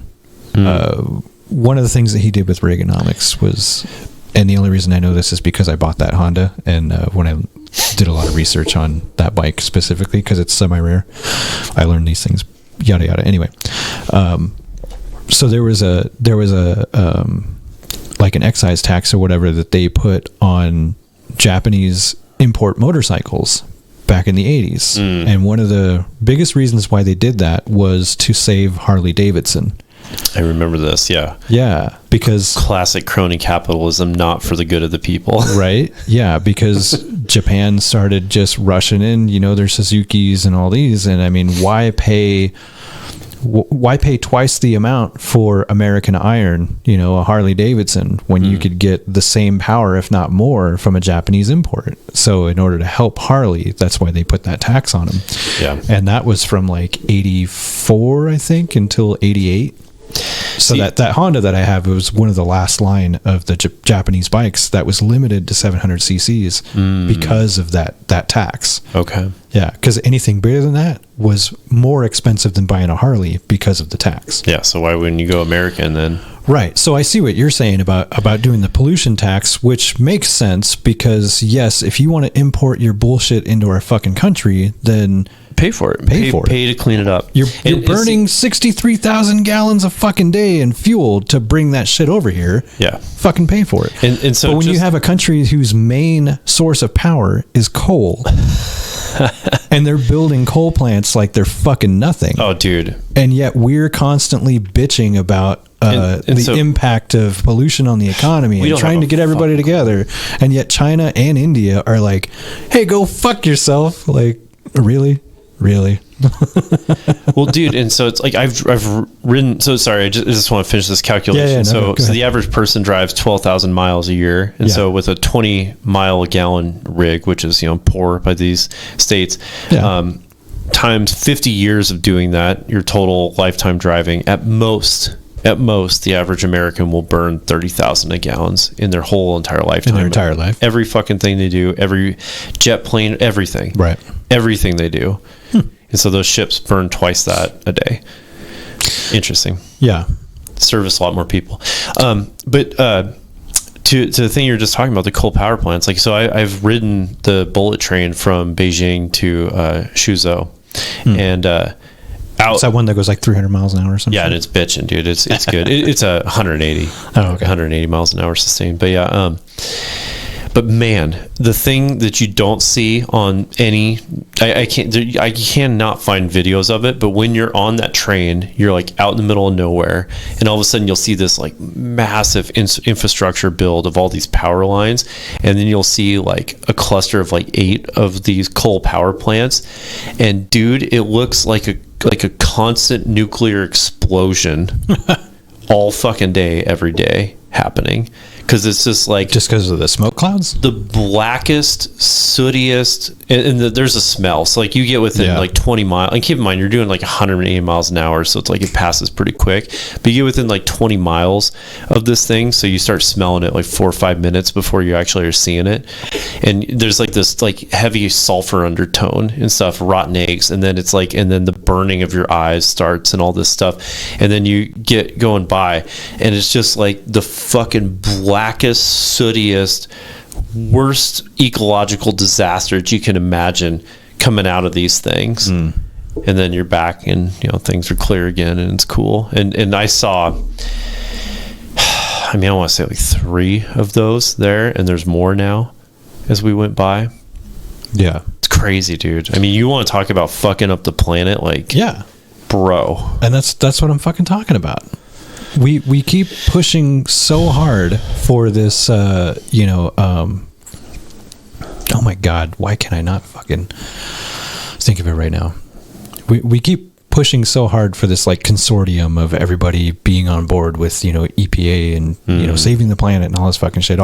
Every country is trying to get together, like California banning diesel fuel cars and all this other shit. And we want to get rid of ICE engines by 2035 and all that, completely do away with them. We're all going to have electric cars. And it's like, where does that electricity come from? Because we're not building nuclear plants because we're too fucking scared of them. At least not in this country. Too uneducated. Yeah. Which is funny because I heard somebody the other day talking about it at work, and I didn't chime in on that because I was fucking busy, but I was thinking about it, and I'm like, I'm kind of a fucking nuclear power nerd. Like, considering where we live, right? Atomic City is, I mean, it's just 6 hours south of us, which is where we developed the first nuclear power plant, like, ever. Right here in fucking Idaho. Goddamn right. That's right, bitches. But I was reading up on it, and so they, as far as I read, at this point, and maybe there have been advances that I don't know about, but so you have stage 1 reactors, which are like baby shit, just infantile. It's a 1-to-1, whatever you throw into it, you're going to get back out, but it creates so much fucking toxic mess that it's ridiculous, and you can't do anything with it, and you got to store it 300 feet underground in a 6 foot thick concrete bunker for fucking eons and whatever else. Then you have stage 2, which is a little bit better. It creates far less waste. It's able to burn up a lot more of that, and it's not nearly as dangerous as stage 1. There's a lot of safeguards, there's a lot of redundancies in place, all that stuff, blah blah blah.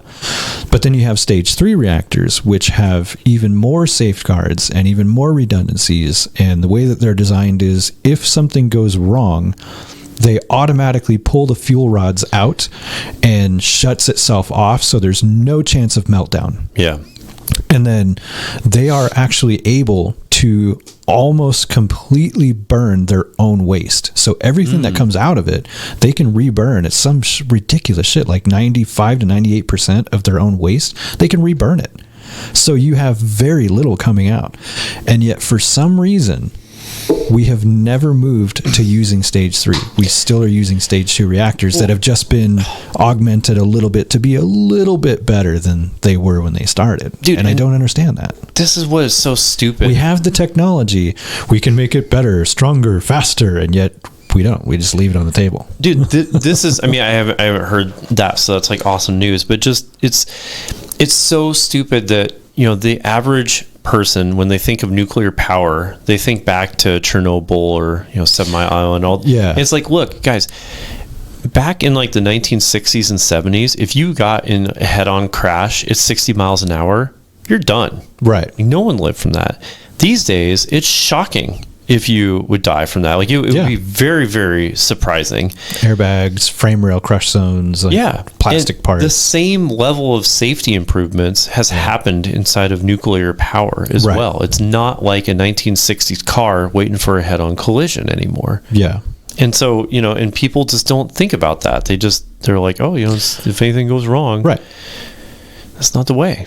Right. And that's, I mean, that's one of the main problems is that people don't see nuclear as a green energy.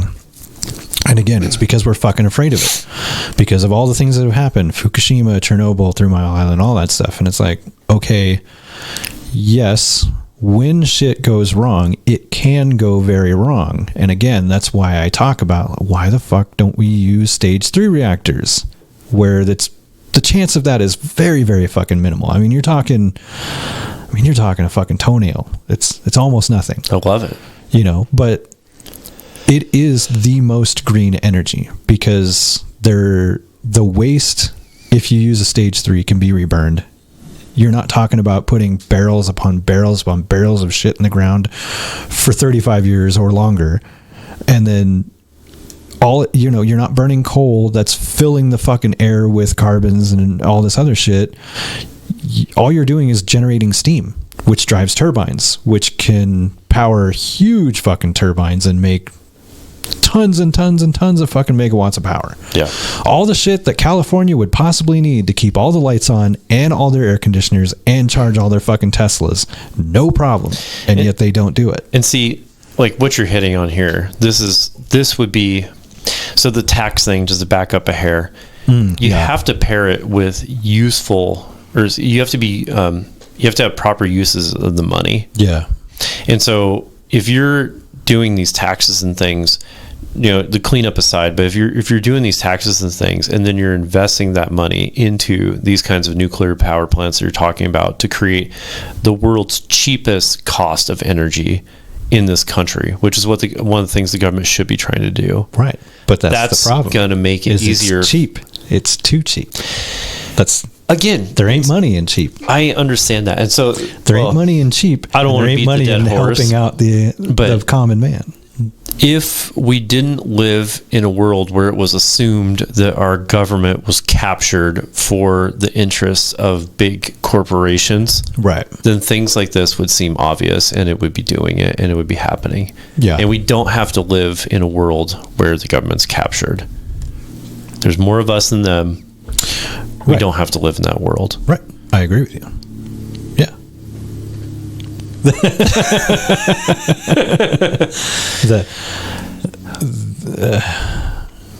I don't want to say it, but I'll say it. The day is coming. Eventually. Oh, it's here. I just want to do it without gunfire. I think that's what you're being hesitant about. Yeah. Yes. Yeah. I want to do it without kinetics. I want to do it through talking. Right. No, I 100% agree. I don't think that it's going to be necessary to fire shots. I think where we are as a humanity, I think at this point we're a lot smarter and we're a lot more capable at doing it without gunfire. Yeah, absolutely. The problem is more people stepping up to the plate and taking the initiatives to try and make that happen, like you were doing. Yeah. With the whole project that you're working on right now. Well, and it's platforms. That's the key. Yes. You know, people need a plate to step up to as well. Yeah. You know? Right. They need a plate to step up to, but I think that at this point, we as a society are so conditioned to just be comfortable. We don't want to deal with it. Everybody would rather just let the government make decisions for them and bitch and complain about the stuff they don't like versus actually doing something about it. Myself included. I mean, you don't see me fucking running for office. But it's not needed. It's not needed. I mean, that's the big why. Like, we don't have to have all citizens become lawyers. They don't have to be representatives. You know, it's like you can do it from the comfort of your home. Yeah. Like technology does allow that now. We just need to create the technological tools that facilitate it. Right.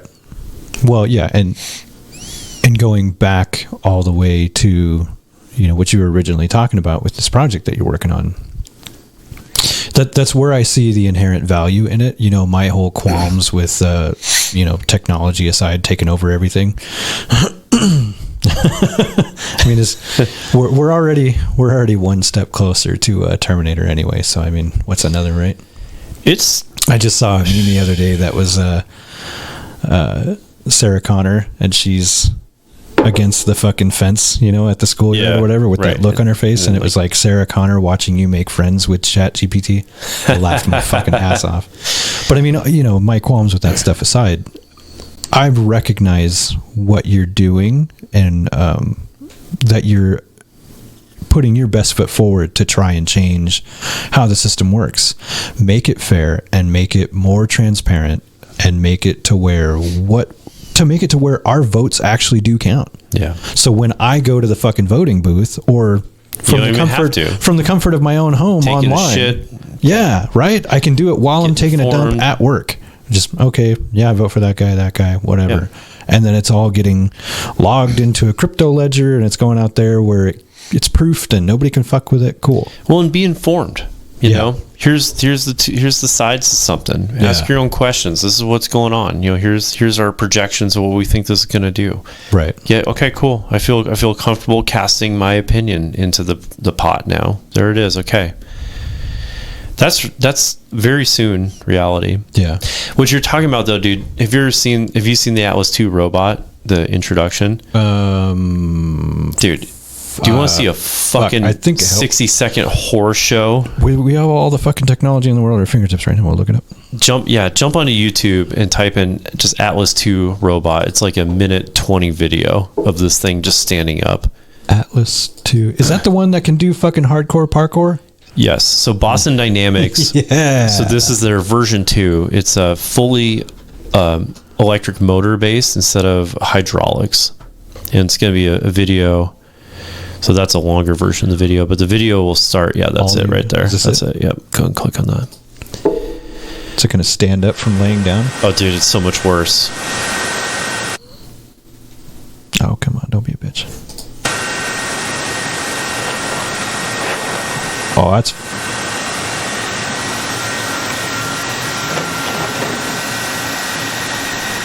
Bro. That's like shit out of my fucking nightmares. You don't fucking introduce something like that where it's folding its legs over backwards to its center of gravity and then standing up like that without using its arms. You remember The Grudge? Seriously. And so, like, look, it's no longer a theory of, is somebody going to strap a gun to one of those arms and then using off-the-shelf optical software, hook it up.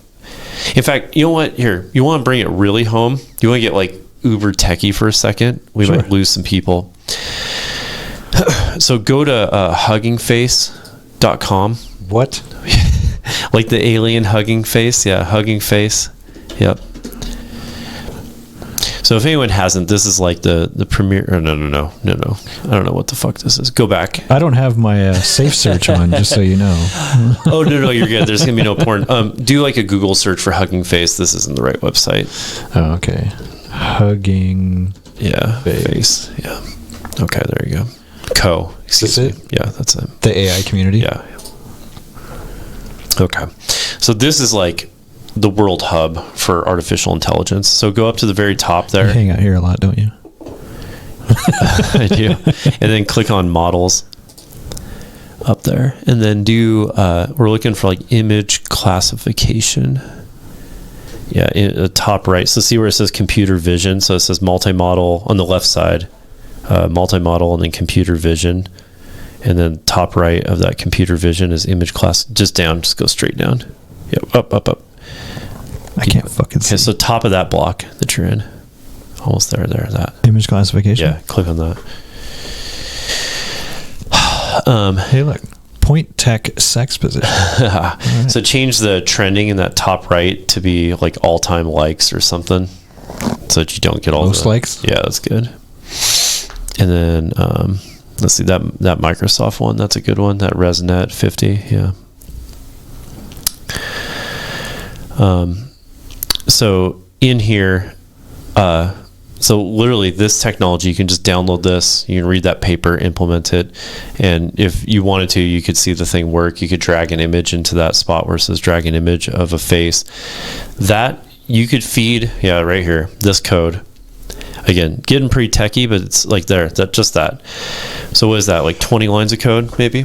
Yeah. You could literally, no bullshit, plug in a video stream into that code right there that's on the screen, and then hook a gun to that thing's arm and just say, anytime you detect a human face, which that's what that will do for you. It'll tell you where in the video stream it sees a human face. Yeah.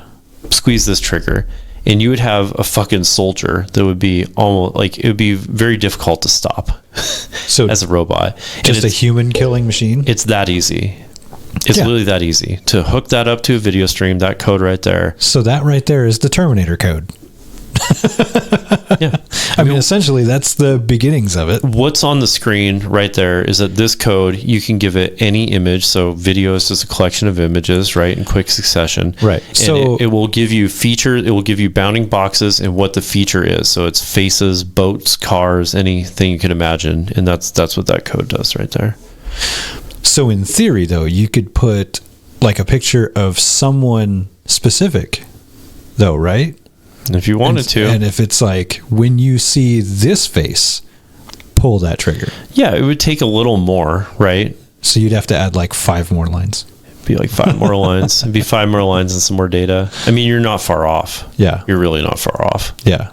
You know, That's fucking insane. Maybe it's 100 lines and a little more, but yeah. Yeah, but it's still, though, a fucking 100 lines of code ain't shit. A 13-year-old high school kid, that's technically inclined, has the competency to do it. Yeah. Like when I was like 9 or 10 or something like that, I remember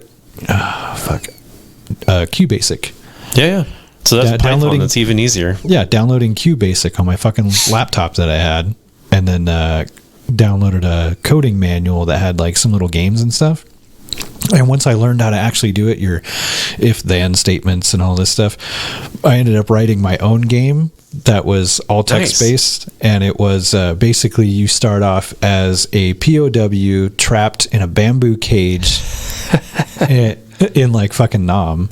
And the idea was that you had to get out and escape. And I was a dickhead, and I wrote the whole thing. There's no way to fucking, you die no matter which fucking choice you make in every prompt. It's like, oh, you run down this path and you trip over a fucking tripwire and a claymore blows your face. Like, literally, there's no way out. You die in every fucking possible way.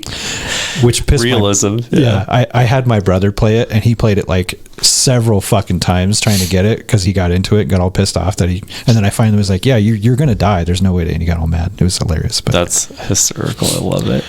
But I mean, that was well over 200-300 lines of code. Mm-hmm. Yeah, way more complicated. Yeah. A lot more complicated than so, I mean, if you can do what you're talking about with just this right here, that ain't fucking shit. Yeah. If you scroll down a little, they may actually have an example or actually, like, let's bottom. See, refer for code examples. Click on that documentation. There's going to be an example image in there. See where it says documentation, just up in the middle of the page there. Oh, yeah, right there. Let's see. Yeah, scroll down a little. They got to have like an image of showing you this shit. Keep going. Fucking nerds showing you pictures of blocks and stuff. Nobody knows that. Yeah, there's not going to be anything here. Sorry. Yeah. I mean, that's reality. Dude, you want to hear some real shit? So this is always. Like, oh my God. So this is like, tell me how we're going to die in 10 years. Well, I don't think we are, but this is actually happening, and it's disgusting. This is something that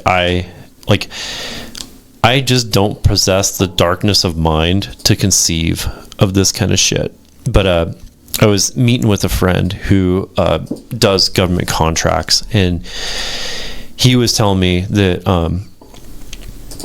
the Russian side, and actually they're doing it on both sides now, so there's like no good guys in this. But there never is. There never is. But in the conflict, they're using a lot of drones, right? You've probably seen this. They're strapping explosives to drones and then flying them within proximity of young men and blowing it up. Oh yeah, the kamikaze drones. Yeah. I haven't seen those, but I've seen the video of there's a bunch of guys sitting in a car and the sunroof's open and the fucking drone flies over and drops a grenade through the sunroof. Boom! Takes them all out. Right. So they're going one step further, and again, this is not like, I didn't know this. The drones have cameras on them. So what they're doing is they're recording the video feed back. And then once they get done murdering that young man, they're analyzing that video feed through a very similar system like the one we just pulled up. And I don't want to see any of those if that's your No. Okay. I'm not gonna pull that But they're pulling up, they're doing visual recognition on their face to figure out who it is. And then they're going onto social media and they're fucking texting their family the images of the final moments before they fucking killed their son. Who's doing that? Both the Russians and the Ukrainians. Jesus Christ. And so it's a psychological warfare campaign on the families after they've killed That's the kid. fucked up, dude. That's fucked up.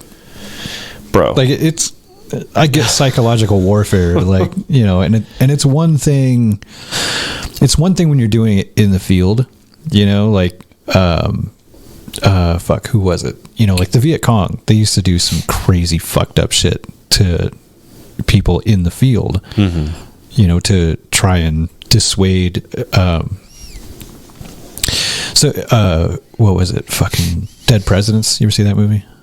I don't think I have. No. It's a fucking great movie, but there's one part where this dude, he doesn't like anybody watching him take a shit, so he fucking tells everyone, he's like, yeah, I gotta go take a dump, and he wanders off. And then after a while they're like, yeah, where'd so and so go? And I'm like, he had to take a shit, you know him? And they're like, motherfucker. And they go out, they look for him, and they find him, and he's laying out there in the fucking weeds with his fucking stomach cut open, all his guts are out. They cut his dick off and stuck it in his own mouth, and then they jammed a piece of paper, like a flyer, in his guts. And when the main fucking character guy, he pulls it out, and they're like, what is that shit? And it says, it's a flyer, it says black men go home.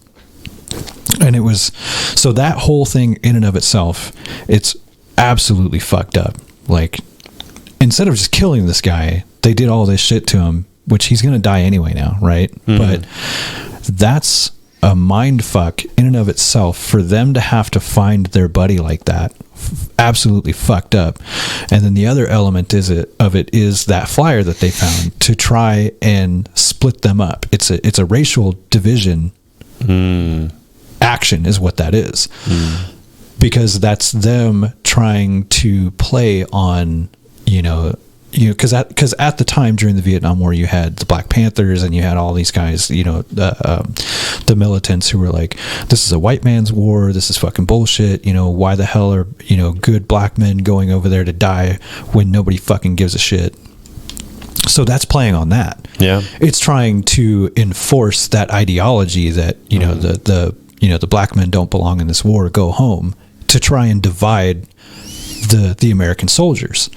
Right? What they didn't count on was that brothers in arms, it didn't matter whether you're in the Marine Corps, the Army, whatever it is. It's like fucking Arlie Ermey said in Full Metal Jacket, there is no racism in this company. Here, you are all equally worthless shitbags.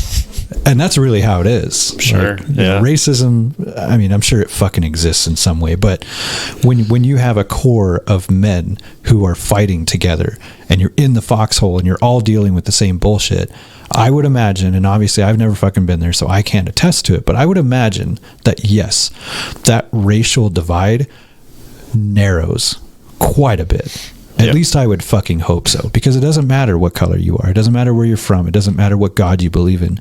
You're all there getting fucking shot at together, and you're all there to fucking help each other. Yeah. So, I mean, that whole thing of taking that outside of the field and dragging someone's family into it who's already fucking worried about whether or not their son's ever going to come home, that's fucked up. Because they don't have anything to do with it. No. So Sorry, took you on a dark path there. It got dark, but it's it's all the more reason why it just needs to be solved. Yeah.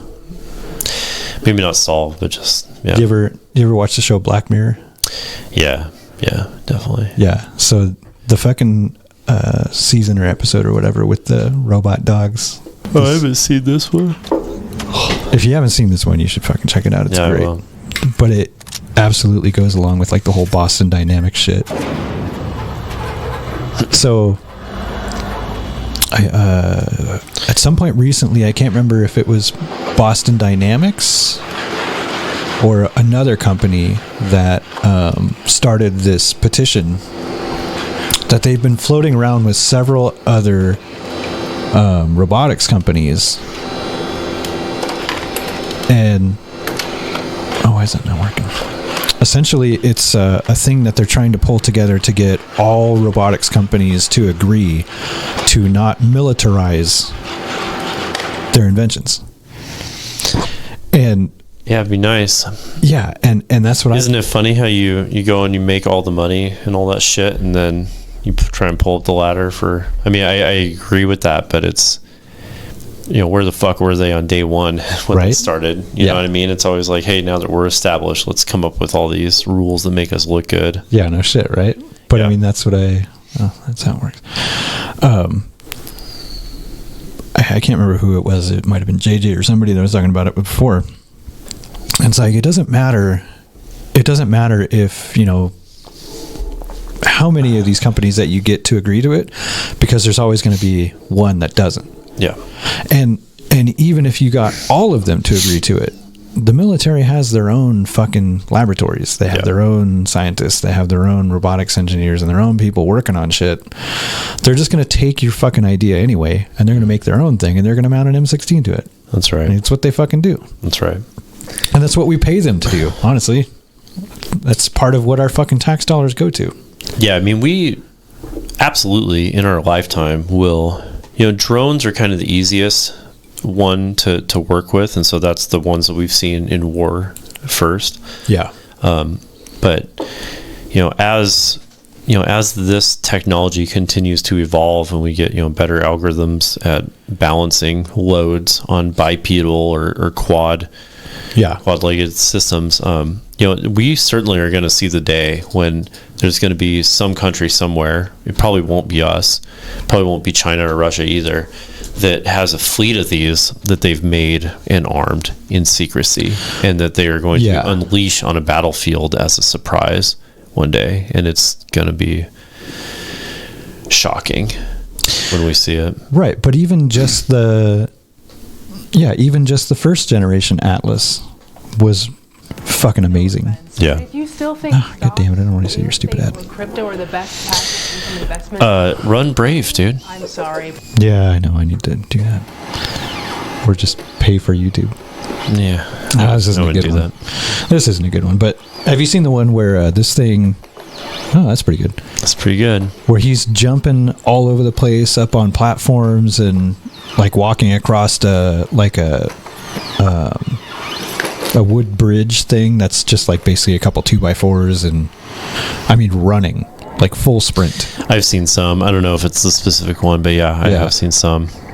So I mean, this thing alone, right here, even in its current version, you put a weapon in that thing's hand and run that 20 lines of code that we just looked at. Yeah. Send it out into a bush and be like, so have fun. So this is where, I'm totally being an absolute fucking pessimist. So I'm a very big proponent of using AI, but all of the government regulations have been coming out so far is like limitations in flops. So like you can only use like 26 teraflops to train your model, and that's the worst way to go about it. So say, how does that change anything really? It doesn't. What they are doing is that the big establishment so there's this kind of like market realization over the last year that there is no moat that exists for artificial intelligence. Yeah. And so you've got these huge companies out there, OpenAI, Microsoft, Google, that are desperately trying to figure out how do we pull up the ladder so that other companies can't follow us. Right. Regulation. And so what they're doing is that they're trying to work with regulators to create these roadblocks for the open source community and really any other alternate group of coming up with these competitive models to what they have. And that's what's really going on. And so if we actually care about like having a bright artificial intelligence future that doesn't end in just, it won't end in the destruction in terms of AI just like decides to take us out. It's going to be that some son of a bitch uses AI to take us out. Right. Do you follow? Yes. The difference there? Yeah, yeah. And so if we're going to live in a bright AI future, the only path is extreme decentralization and equal access. And the things that we need to be making regulations against are companies of given size market caps being able to control closed source artificial intelligence. It's like OpenAI, it should be illegal for a company that has that level of monetary and compute resources to do any AI development as closed source. That would be good for humanity. And so, that's the type of stuff that we need to be seeing is that, all this needs to be equal access. Like you need to have a super god in your pocket along with everyone else, and then we're going to be okay. Yeah. See, and so I see what you're saying is limiting what basically the big dogs can do because they have endless resources. Yeah. The only problem with that is, I mean, we work on a system based on capitalism, which this won't disrupt that freedom. But you should be able to do whatever you want to do if you can afford it. Well, these are public companies, which are, and again, it's freedom applies to the citizen, not to corporations. And so it's an important distinction. That's true. And so the government should not be in the business of protecting corporations. They should be in the business of protecting citizens. Right. And so corporations don't have rights. That's not a thing. Yeah. Citizens have rights. And so within that, protecting small players from the big fish taking them out is something the government should be doing, which is going to encourage innovation. But protecting big players so the small players can't come in is counter to all that. Yeah. And so that's where all this stuff, that's where all these points of view come from. And I can see that. And the other thing go ahead if you have, yeah. I was just going to say that's goes along with one of the things I've thought of before is like fuel prices. Why are we allowed to just charge ridiculous amounts for fucking fuel when the government could easily just cap prices? I mean, you could, but they don't for whatever reason. And I'm sure a lot of that plays into the fact that, when we're buying our oil from other countries who don't have our government and can say, okay, well, if you want our fuel, you're going to fucking pay our price. Right? Like that's something that our government can't control. Therefore, again, why are we shutting off pipelines when we could get our own oil here and then be able to have that control and all that stuff? I mean, if you look at it from the lens of being under attack, it suddenly makes a lot of sense. Yeah, to answer that question. That's another whole fucking road we could go down, but it's something I was thinking of anyway. No, you're definitely right. And one of the other things, just to talk about that AI topic, which I so just to be transparent, the AI circles I hang out in, nobody agrees with me on this, but I feel very strongly about it. They all believe that we are very, very close to artificial general intelligence. And so the difference there is artificial genital intelligence? AGI, if you've heard that term. General intelligence. General intelligence. General intelligence. Not necessarily sentience, but close to like the human mind. Is that what you mean? So not like taken taking the conversation out of what it is to have an experience as something versus something's ability to think in the way we do. So I'm just talking about the thinking. So AGI would be the ability to reason. And so reasoning, the best definition that I can come up with is like riddles. Like that's something everyone can wrap their head around. Right. And so I fucking suck at these riddles, you know, but like riddles of, you know, like what has a head and tail and no body. I never get these, but a coin. And so, that's a good one. And so if you think about like what happens there if you were to get the correct answer, so you've got, you know, these concepts of heads and tails, and we're talking about a thing, so you understand, you know, the heads and butts and tails and wags and all that, and what you're doing is that you're creating this symbolic representation of thought that has all these different constraints, and so you instantiate that, and then you apply the constraints to it. It has no body. Okay, so now you're like, in your mind, you're like going through this like list of things. Is this? No. Is this? No. Is this? But what's really going on, like instead of doing the brute force mechanism, what would really be going on is that you'd be looking for like the Venn diagram, like where do those two things overlap, but the body characteristic is not part of it. And if you do it that way, then you would just immediately arrive at the answer of coin, for instance. And this is an operation which we are not even beginning remotely to scratch at all. There's a bunch of researchers that are working on it and this, that, but nobody has cracked the nut of being able to take all these ethereal concepts with their constraints and everything and create this like ability to overlay it and create this logic train to where when you run the logic train, it would give you the answer coin. That would be AGI. That is what humans do for the most part. So I don't think well in riddles, you know, some people do, and everyone in their life has something that they think well through, and it could just be like waking up, how do I go about my day and stuff, you know, whatever it is to make it tangible. But we go through that process constantly, and when we arrive at that part of artificial general intelligence, which there's nothing that says that we won't be able to create that and that won't exist at some point. At that point, I don't know what problem a computer couldn't solve more effectively than a human. I can't think of one. Yeah. And that, you know, to point out to your thing of capitalism, it definitely makes it a little tricky. Yeah, well, and don't get me wrong, I'm not sitting here going like, oh, anti-capitalism, fuck it, blah, blah, blah. I love like, capitalism. Yeah, so do I. Like, is it a perfect system? No, absolutely not. But in my opinion, it's a great fucking system, and it's worked well as long as we've implemented it. It's created more prosperity than any other system ever conceived by man. Right.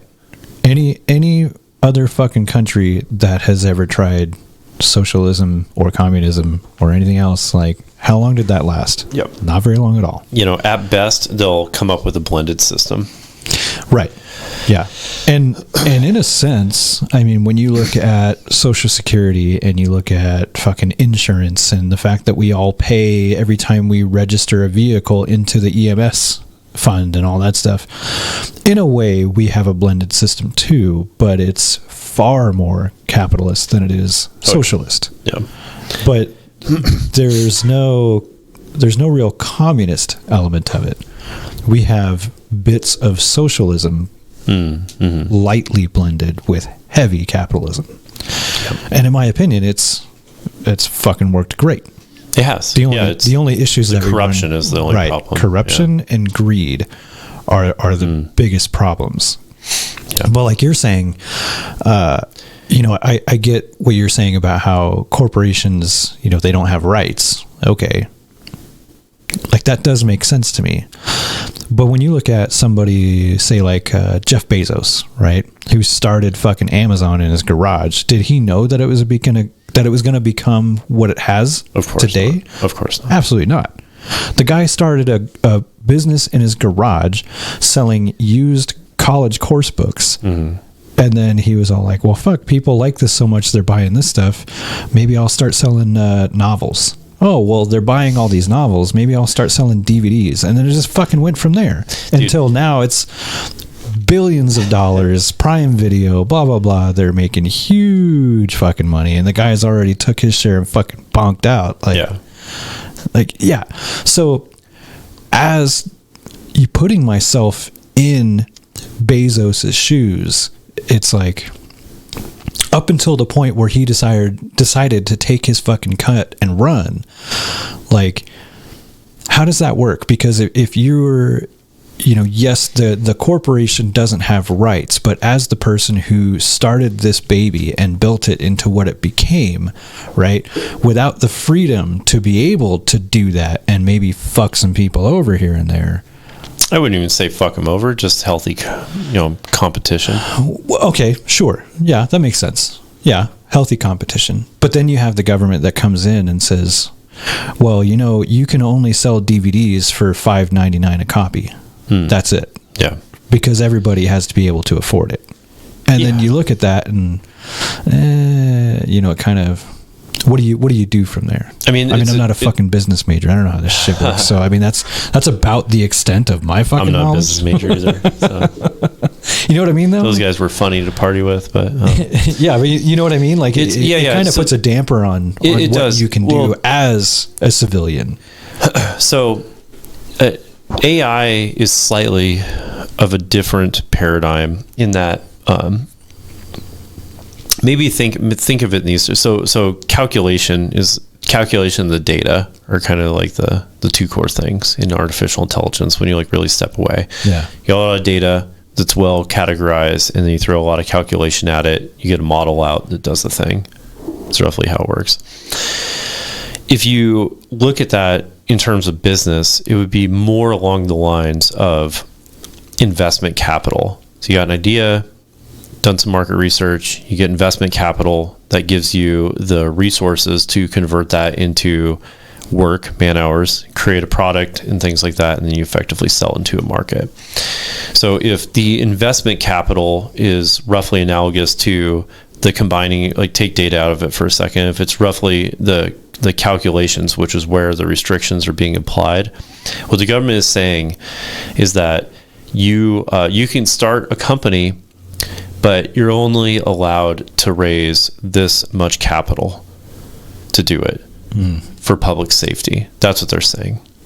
And so it's like, well, maybe that's a true statement. Maybe more than that is dangerous. So when people get more than, $10 million, they do something bad with it. Maybe that's true. But what about all the guys that came before me that raised 100 million or 500 million, So they got through cool, and now all of a sudden there's this artificial limit on me that I can't, now I can't compete with them. Right. And it's like, yeah, no shit, you can't. That's the point. They're pulling up the ladder. And so that's what I mean, where the government is coming in and trying to apply these things. So as far as public safety goes, for these large public players, that's why I open source your models. Like, hey, if you want to do this, you want real regulation that's actually going to protect people, don't limit the number of newcomers coming in with calculations. Require an open source of the big players that are out there. Be like, hey, once you reach a market cap of X number, $100 million, or you have an investment group or any company or any player of which has ties into a group that big, then you are required to open source your shit. And then it's like, hey, you're a small team with independent investors that raise 10 million, want to put together your closed source, you get some market share, you grow, you get past this point, you get to a point where you're stable, $100 million, you're making, now you have to open source too. But you were able to use what those bigger players were doing for the public good. Like that, I'm not like dying on that hill, but something along those lines is what we need to decentralize this stuff more. So you're essentially saying put it more into the small dog's hands of you can keep your shit secret up until you reach this point. Yeah. And then you have to play in the open field with everybody else. That's right. You've made your money. Now it's time to give back. Yep. That makes sense. Yeah. So, I don't know if it's right, but I think it would help. I mean, the good news you're saying is that everybody in the circles you run in, they don't agree with you? The AGI stuff. Oh, okay. Yeah. I don't even think anyone thinks about this shit. But that I run maybe with. Maybe just you. No, I don't. No. I mean, I don't think any of my friends. I think they're and they're just trying to figure out how to keep their families happy and stuff and hold their jobs down. So Yeah. no, I don't even know if that's a better system, but I mean, I will say that the landscape of AI, I've been really, really encouraged. And as much as I don't have a lot of love for Mark Zuckerberg and Facebook's destruction on the general psyche of the young population, in the open source world, you know, he is actually, or Meta has been one of the proponents that's really actually being pretty positive in the way they're working.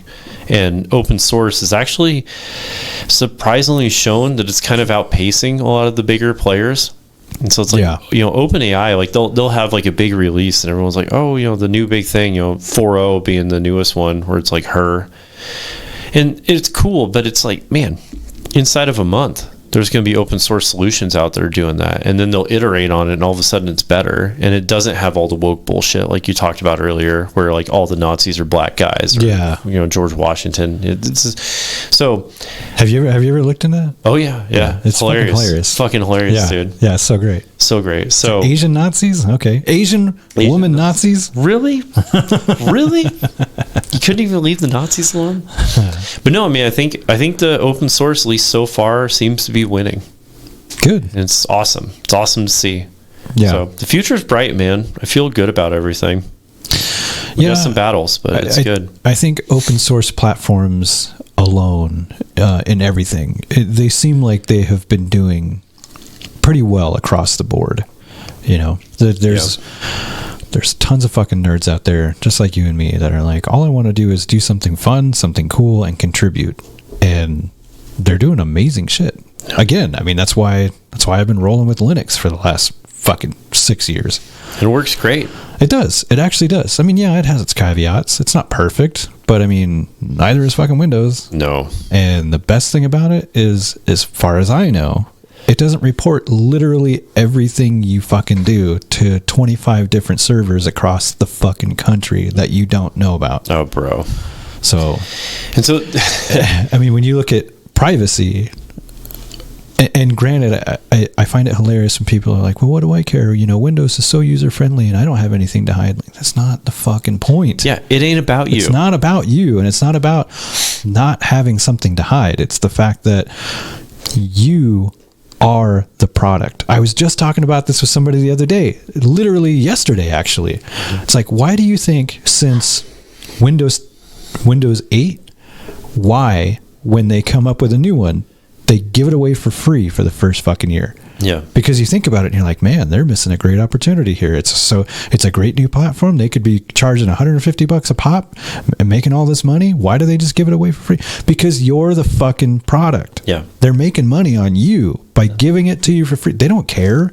They'd give it to everybody for free all day long forever, because everything that you do, the amount of time you spend on your computer, all the games you play, all the fucking shit you watch on Netflix, the porn you look at, all the websites you search and go on to, literally everything you do, everything is getting logged.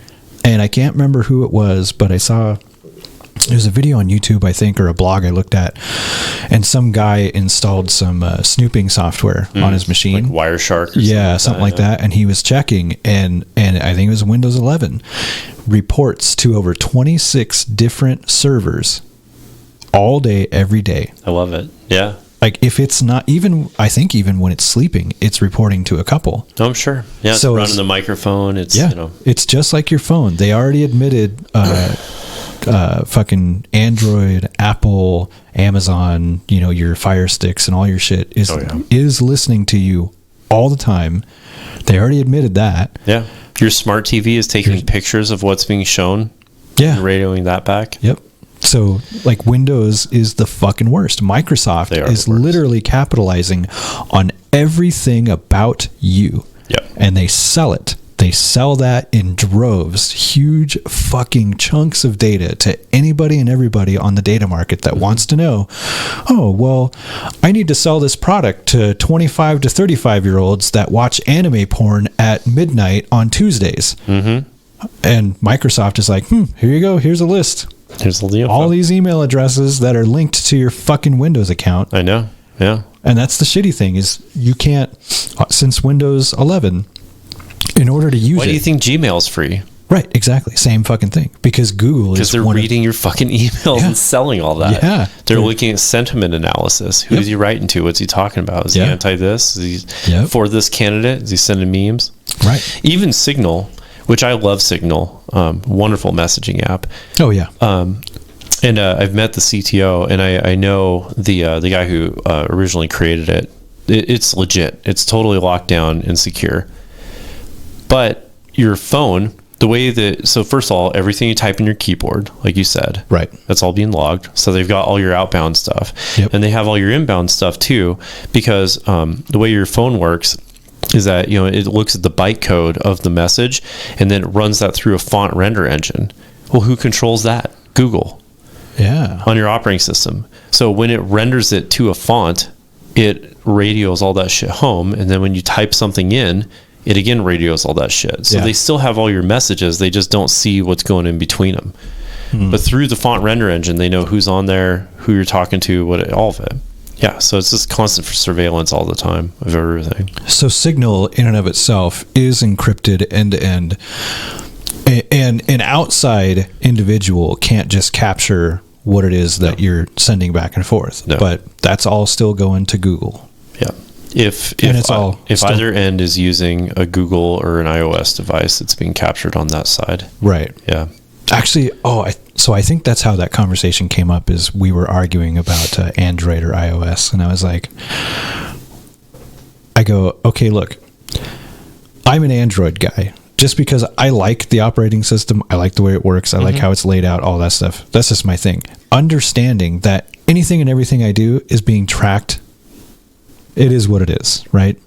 We all have fucking phones. We all have to have them. I mean, we don't have to have them. We do. We could go back to a fucking brick, but... You can't participate in society without one effectively. Unfortunately, not anymore, no. But somebody, whoever I was talking, they made the argument of like, oh, well, fucking Apple does the same shit. And I go, yes, and that's true. And that's actually been a basis for why I've thought about going to Apple. Yeah. Apple does the same shit. They're looking at all your stuff. They're listening to everything you say. They're doing tracking and all that stuff too. But, excuse me, as far as my understanding is, they keep it more to themselves. It's more in-house. It's my understanding too. Yeah. But they're training all their own AIs. They're, you know, but they're using it for their own benefit, not necessarily just selling it on the fucking, you know, daily market for anyone and everyone to look at. And that whole deal with what was it, the Florida nightclub shooter, and they went to Apple, the FBI did, and they were like, hey, we need you to unlock this guy's phone so we can read all of his shit. And Apple was like, no, fuck you, we're not doing that. And FBI was like, well, if you don't, then we're gonna fuck you up. And Apple was like, well, if we do that one, then we're going to have to do it for all of them. And we've made a promise to our customers that their shit is secure and that we won't unlock it for anyone, which includes you. So no, we're not doing it. And then the FBI illegally went to some other fucking Israeli. Yeah. They went to the Jews. They went to the Jews. They went to the Jews. And the Jews are like, I got this. Yeah. They were like, yeah, we got it. Don't worry about it. We got you, bro. And the Jews unlocked it. Yeah. That's going to get me kicked off. So I don't have anything against the Jews, actually. No, I don't either, but it's fun it's fun to joke. So yeah, the Jews unlocked it for him, which really in every aspect what the FBI did, in a way I think is illegal, but whatever. And so it was almost like a stalemate of Apple wasn't going to sue the FBI and the government for doing what they did because the FBI and the government wasn't going to fuck with them for making their choice of not unlocking it. But there's a better answer than all those.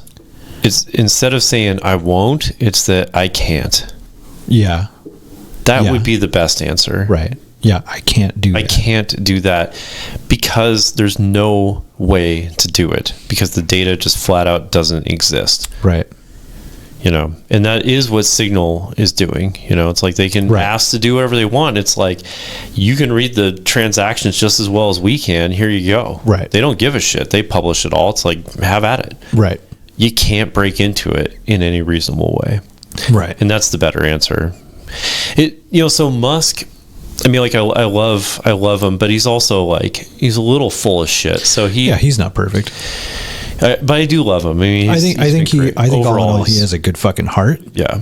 You know what I mean? But he posted this thing, which at first, I fucking hate how I fall for this stuff. So he posted this thing of like, if Tesla made a phone and we guaranteed that there was no tracking on it, none, just all the things we're talking about, it didn't do any of that.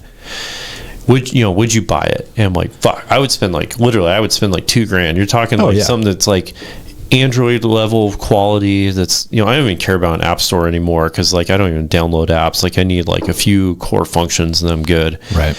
Like I'd spend $2,000, and I get to thinking like, okay, that'd be cool. But it's like, yo, fucker, why don't you do that with your cars right now? Yeah, no shit, right. Yeah, if you could make a phone that's locked up that fucking tight and actually works the way it's supposed to, why can't you do it with your Teslas? Do it with all your cars. Yeah. You're recording all that shit and then using it, which is like, I get it. It's like you're making your AI better, but it's like, like live what you preach. Yeah. I don't know. Fuck. God, so many things. This is exactly why I wanted definitely to have this fucking conversation this week with you. It was just, there's so many things this week that have come up that are like technology and fucking AI and Tesla and Elon Musk and blah blah blah, just all this shit. And I'm like, my brain's like, oh shit, fucking Terminators are out to kill us in like 10 years. No. I mean, they could be. They could be. There could be a foreign actor that is using, that robot type technology, even just showing smart engineers how that thing moves and stuff, and then interpolating it and then using open source technology, and that, it's like with some money behind them, and it's honestly, I'd be surprised if that's not going on somewhere, and that we're not going to see a fleet of robots show up on the field in the next decade that are fucking killing people, and there's going to be huge outcry. So oh yeah, there it is. The parkour. Yeah, the fucking Atlas robot parkour. It's so fucking crazy.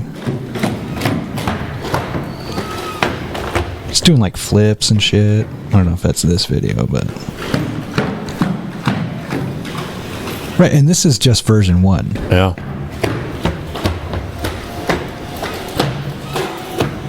Look at that, dude. Only got 2 of them. Great.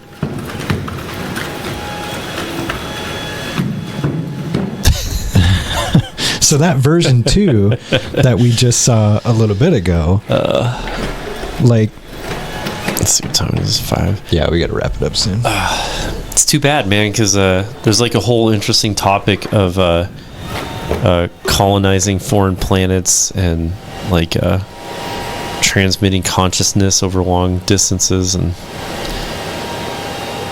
dude, we haven't even scratched the surface on using artificial intelligence artificial intelligence as it pertains to biohacking and bioengineering and like homegrown bioengineering. So, man, I mean, again, we shouldn't get into that topic, but suffice to say, we can plant a seed for next time. We can plant a seed. Are you talking about how about this? You want me to freak everyone out? Nanobots? I'm not even going that far. I'm thinking the Borg also, from Star Trek.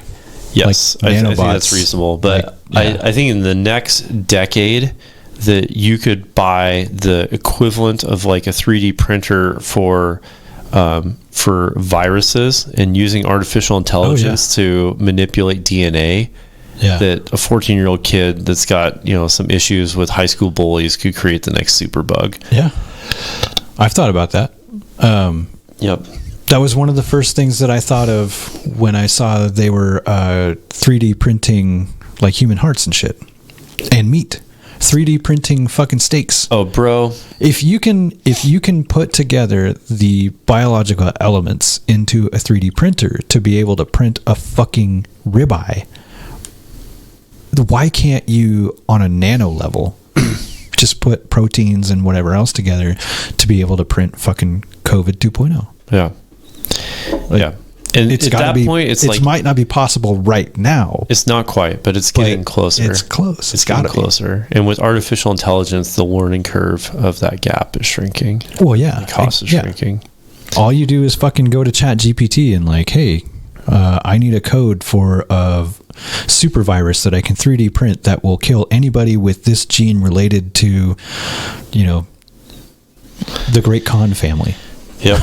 So it's yeah, and I mean that's how, I don't know. There's some crazy shit. But yeah, we can wrap it up. We can do this again the next we can do it like in a month or something like that. Sweet. Next 4 weeks would be fun. We can talk about like interstellar. It's a good thing we're ending because I can't talk. But like how would you actually go and like seed other planets and what that would look like, and all kinds of interesting stuff. So yeah, you only need 3 things. You need a power source. You need artificial intelligence, which is a fair representation of all the knowledge of a society, which actually we're getting close to creating that, and then a 3D printer that is armed with some ability to either manipulate existing biological organisms that are there, so like taking blue monkeys on some other planet, manipulating them to accelerate their DNA, or to just start injecting and doing lab grown humans and stuff, or some variation thereof. And like that's really all you need. You can recreate an entire society with just those 3 things. So you need power, knowledge, and a 3D printer, effectively. So you need ChatGPT 4.0, and you need we'll say 7. Just 7. Yeah. Then we sound smarter. Right. Yeah. We're thinking ahead. And then you need the entire dump of every Google server that they have of the entire knowledge of all humanity that they've collected thus far, and maybe NASA too, or some shit like that. Think about ChatGPT right now. You can ask it damn near any question that humans know, and that's true. It's pretty close. That is true. Yeah. The only restrictions that it has is anything that they've put on it, like if you ask it to create a picture of Brad Pitt, it's like, oh, I'm sorry, I can't create a picture of any copyrighted blah blah blah blah blah, but I can do this. So you want to end with another fun one? Sure. Go to Civit AI. Civit? Yeah, and again, just do a Google search with a C. Yes, CIVIT AI. Yep.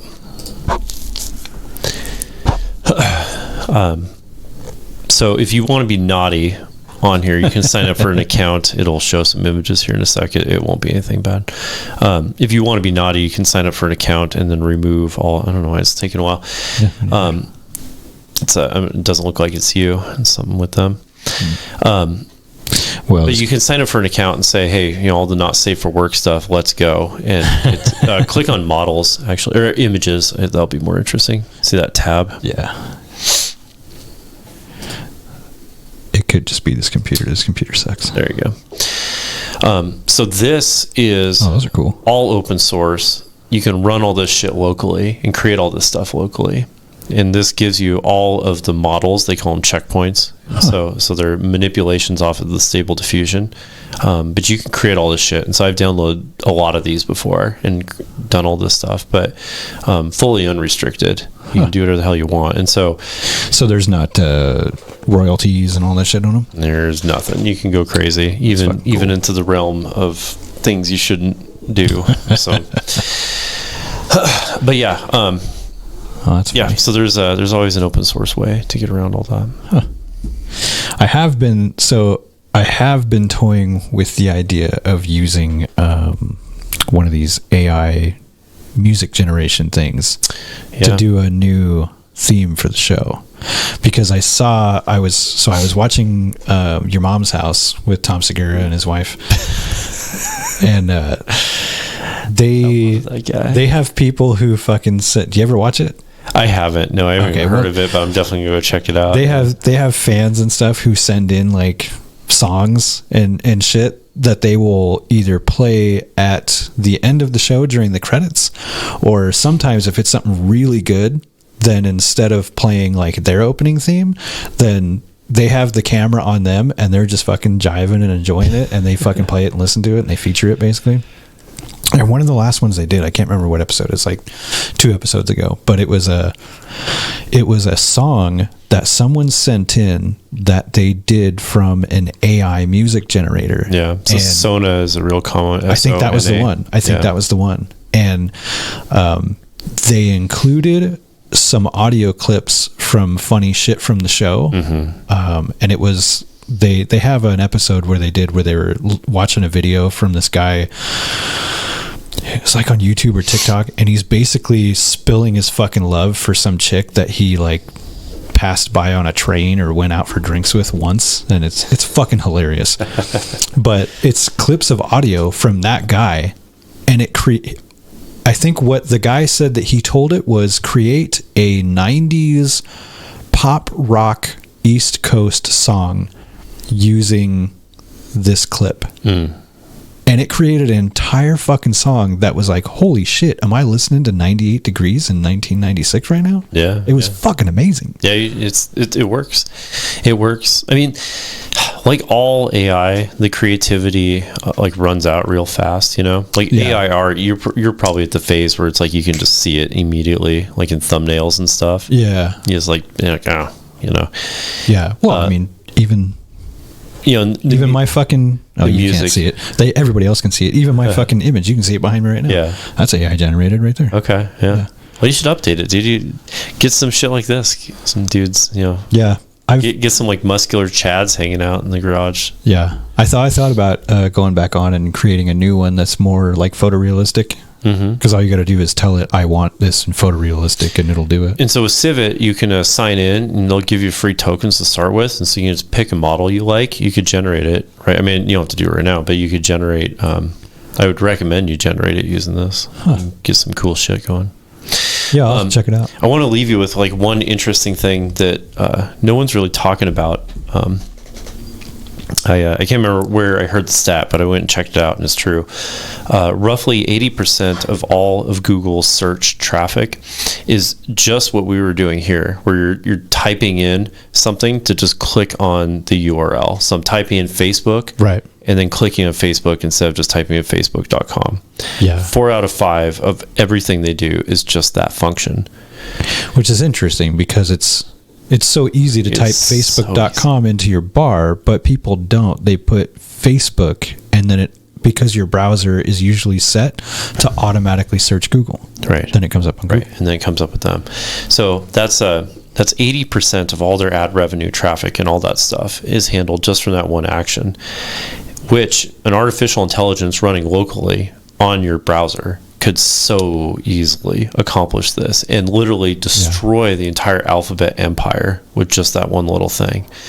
The only thing that is keeping them safe, literally the only thing keeping them safe, is that Chrome represents 66% of the browser market. Right. And they will not allow any plugin that does that function into the Chrome store. Yeah. Not allowed. So you can't put an AI plugin that will translate every time you punch in Facebook to just automatically take you to facebook.com. No. It will send that through Google.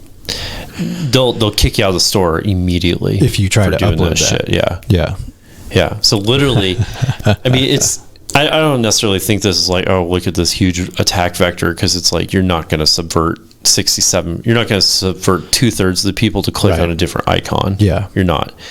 But it is funny to think for a moment that literally one of the biggest corporations in the world is hanging by this one thread that a high schooler could write. Again, there are 14 lines of code into a web browser. And if everyone ran that web browser, it would undermine the entire corporation and it would cease to exist. Yeah. Well, and it's not even, it's not only that though. I mean, so Chrome has that market share because so many people use Android phones, which come base with the Chrome web browser, and then people are used to it. So even people that buy new computers, right, that come with Windows 11, that have the Edge browser, they still go, oh, I want to use Chrome. And so they go to google.com and they type in Chrome and they download Chrome. Yeah. Right? And why do they do that? Mainly, my guess would be because if you download Chrome on your desktop, then you can sync your fucking phone with it and have all your shit, which is awesome. Yeah. I mean, it makes sense why they have that 66%. But yeah, that's funny that they're hanging on. That whole empire is hanging on that one little thing. That one fucking thing. Okay, Dave. It's awesome. This is so much fun. It is. Yeah, this is... thanks for coming back. This is definitely I can't wait till next time. The best one. I know. Yeah, so we'll have to do it in a month again. That'll be fun. Yeah, we'll get it set up. We'll get it on the schedule or something or whatever. I know you're a busy dude, so we'll figure something out. I love it. Yeah. Fucking cheers with your water cup, buddy. Actually, here. Yeah, can it... just so I can give you a real cheers, I'll just take a tiny sip here. This is seriously some of the best scotch I've ever tasted in my entire life. Yep. Yeah. DALL-E. 15 year. Dude, I've never had anything that's this smooth.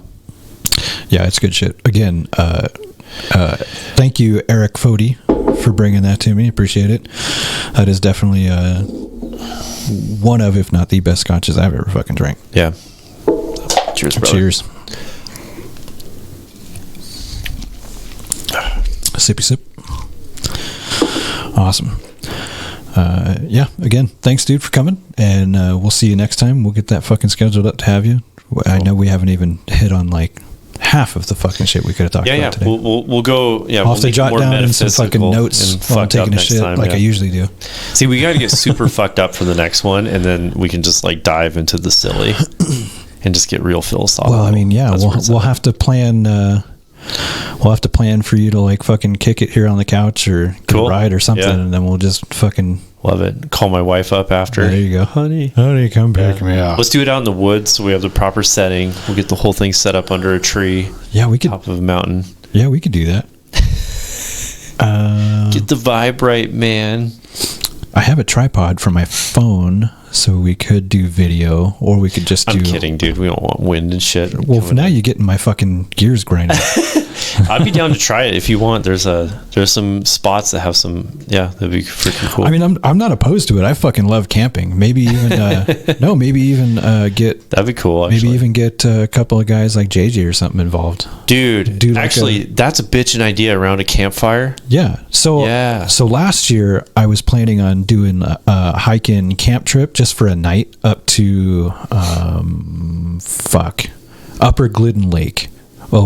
It's above Wallace. Okay. Yep. I know exactly where you're at. Yeah. Off 90 there. Yep. Yeah, and I was going to do that with a couple of the guys. It ended up getting rained out and we didn't go. But one of the things I wanted to do while we were there was do just a short, like even a half hour audio only podcast with all of us. Bro, let's just commit to do it. I'm in. I'm fucking down, dude. Okay. I've got lapel mics that plug into my phone. And I can just bring my little fucking tripod to set it up. And if we do it during the day, we can have video. If we do it during the night, we'll just be audio. I don't give a fuck. Done. Yeah, we'll just go out in the fucking woods. We'll camp. We'll podcast and get drunk and get crazy. Fucking love it. Okay. Okay. All right. Cool. We'll make it happen. Awesome. Yeah, fucking Luke, thanks again for coming. Appreciate it. Everybody out there, all you grinders, keep on fucking grinding. Keep making the man all that money. Appreciate you. I appreciate everybody. And yeah, have a great fucking week, everybody. See you later.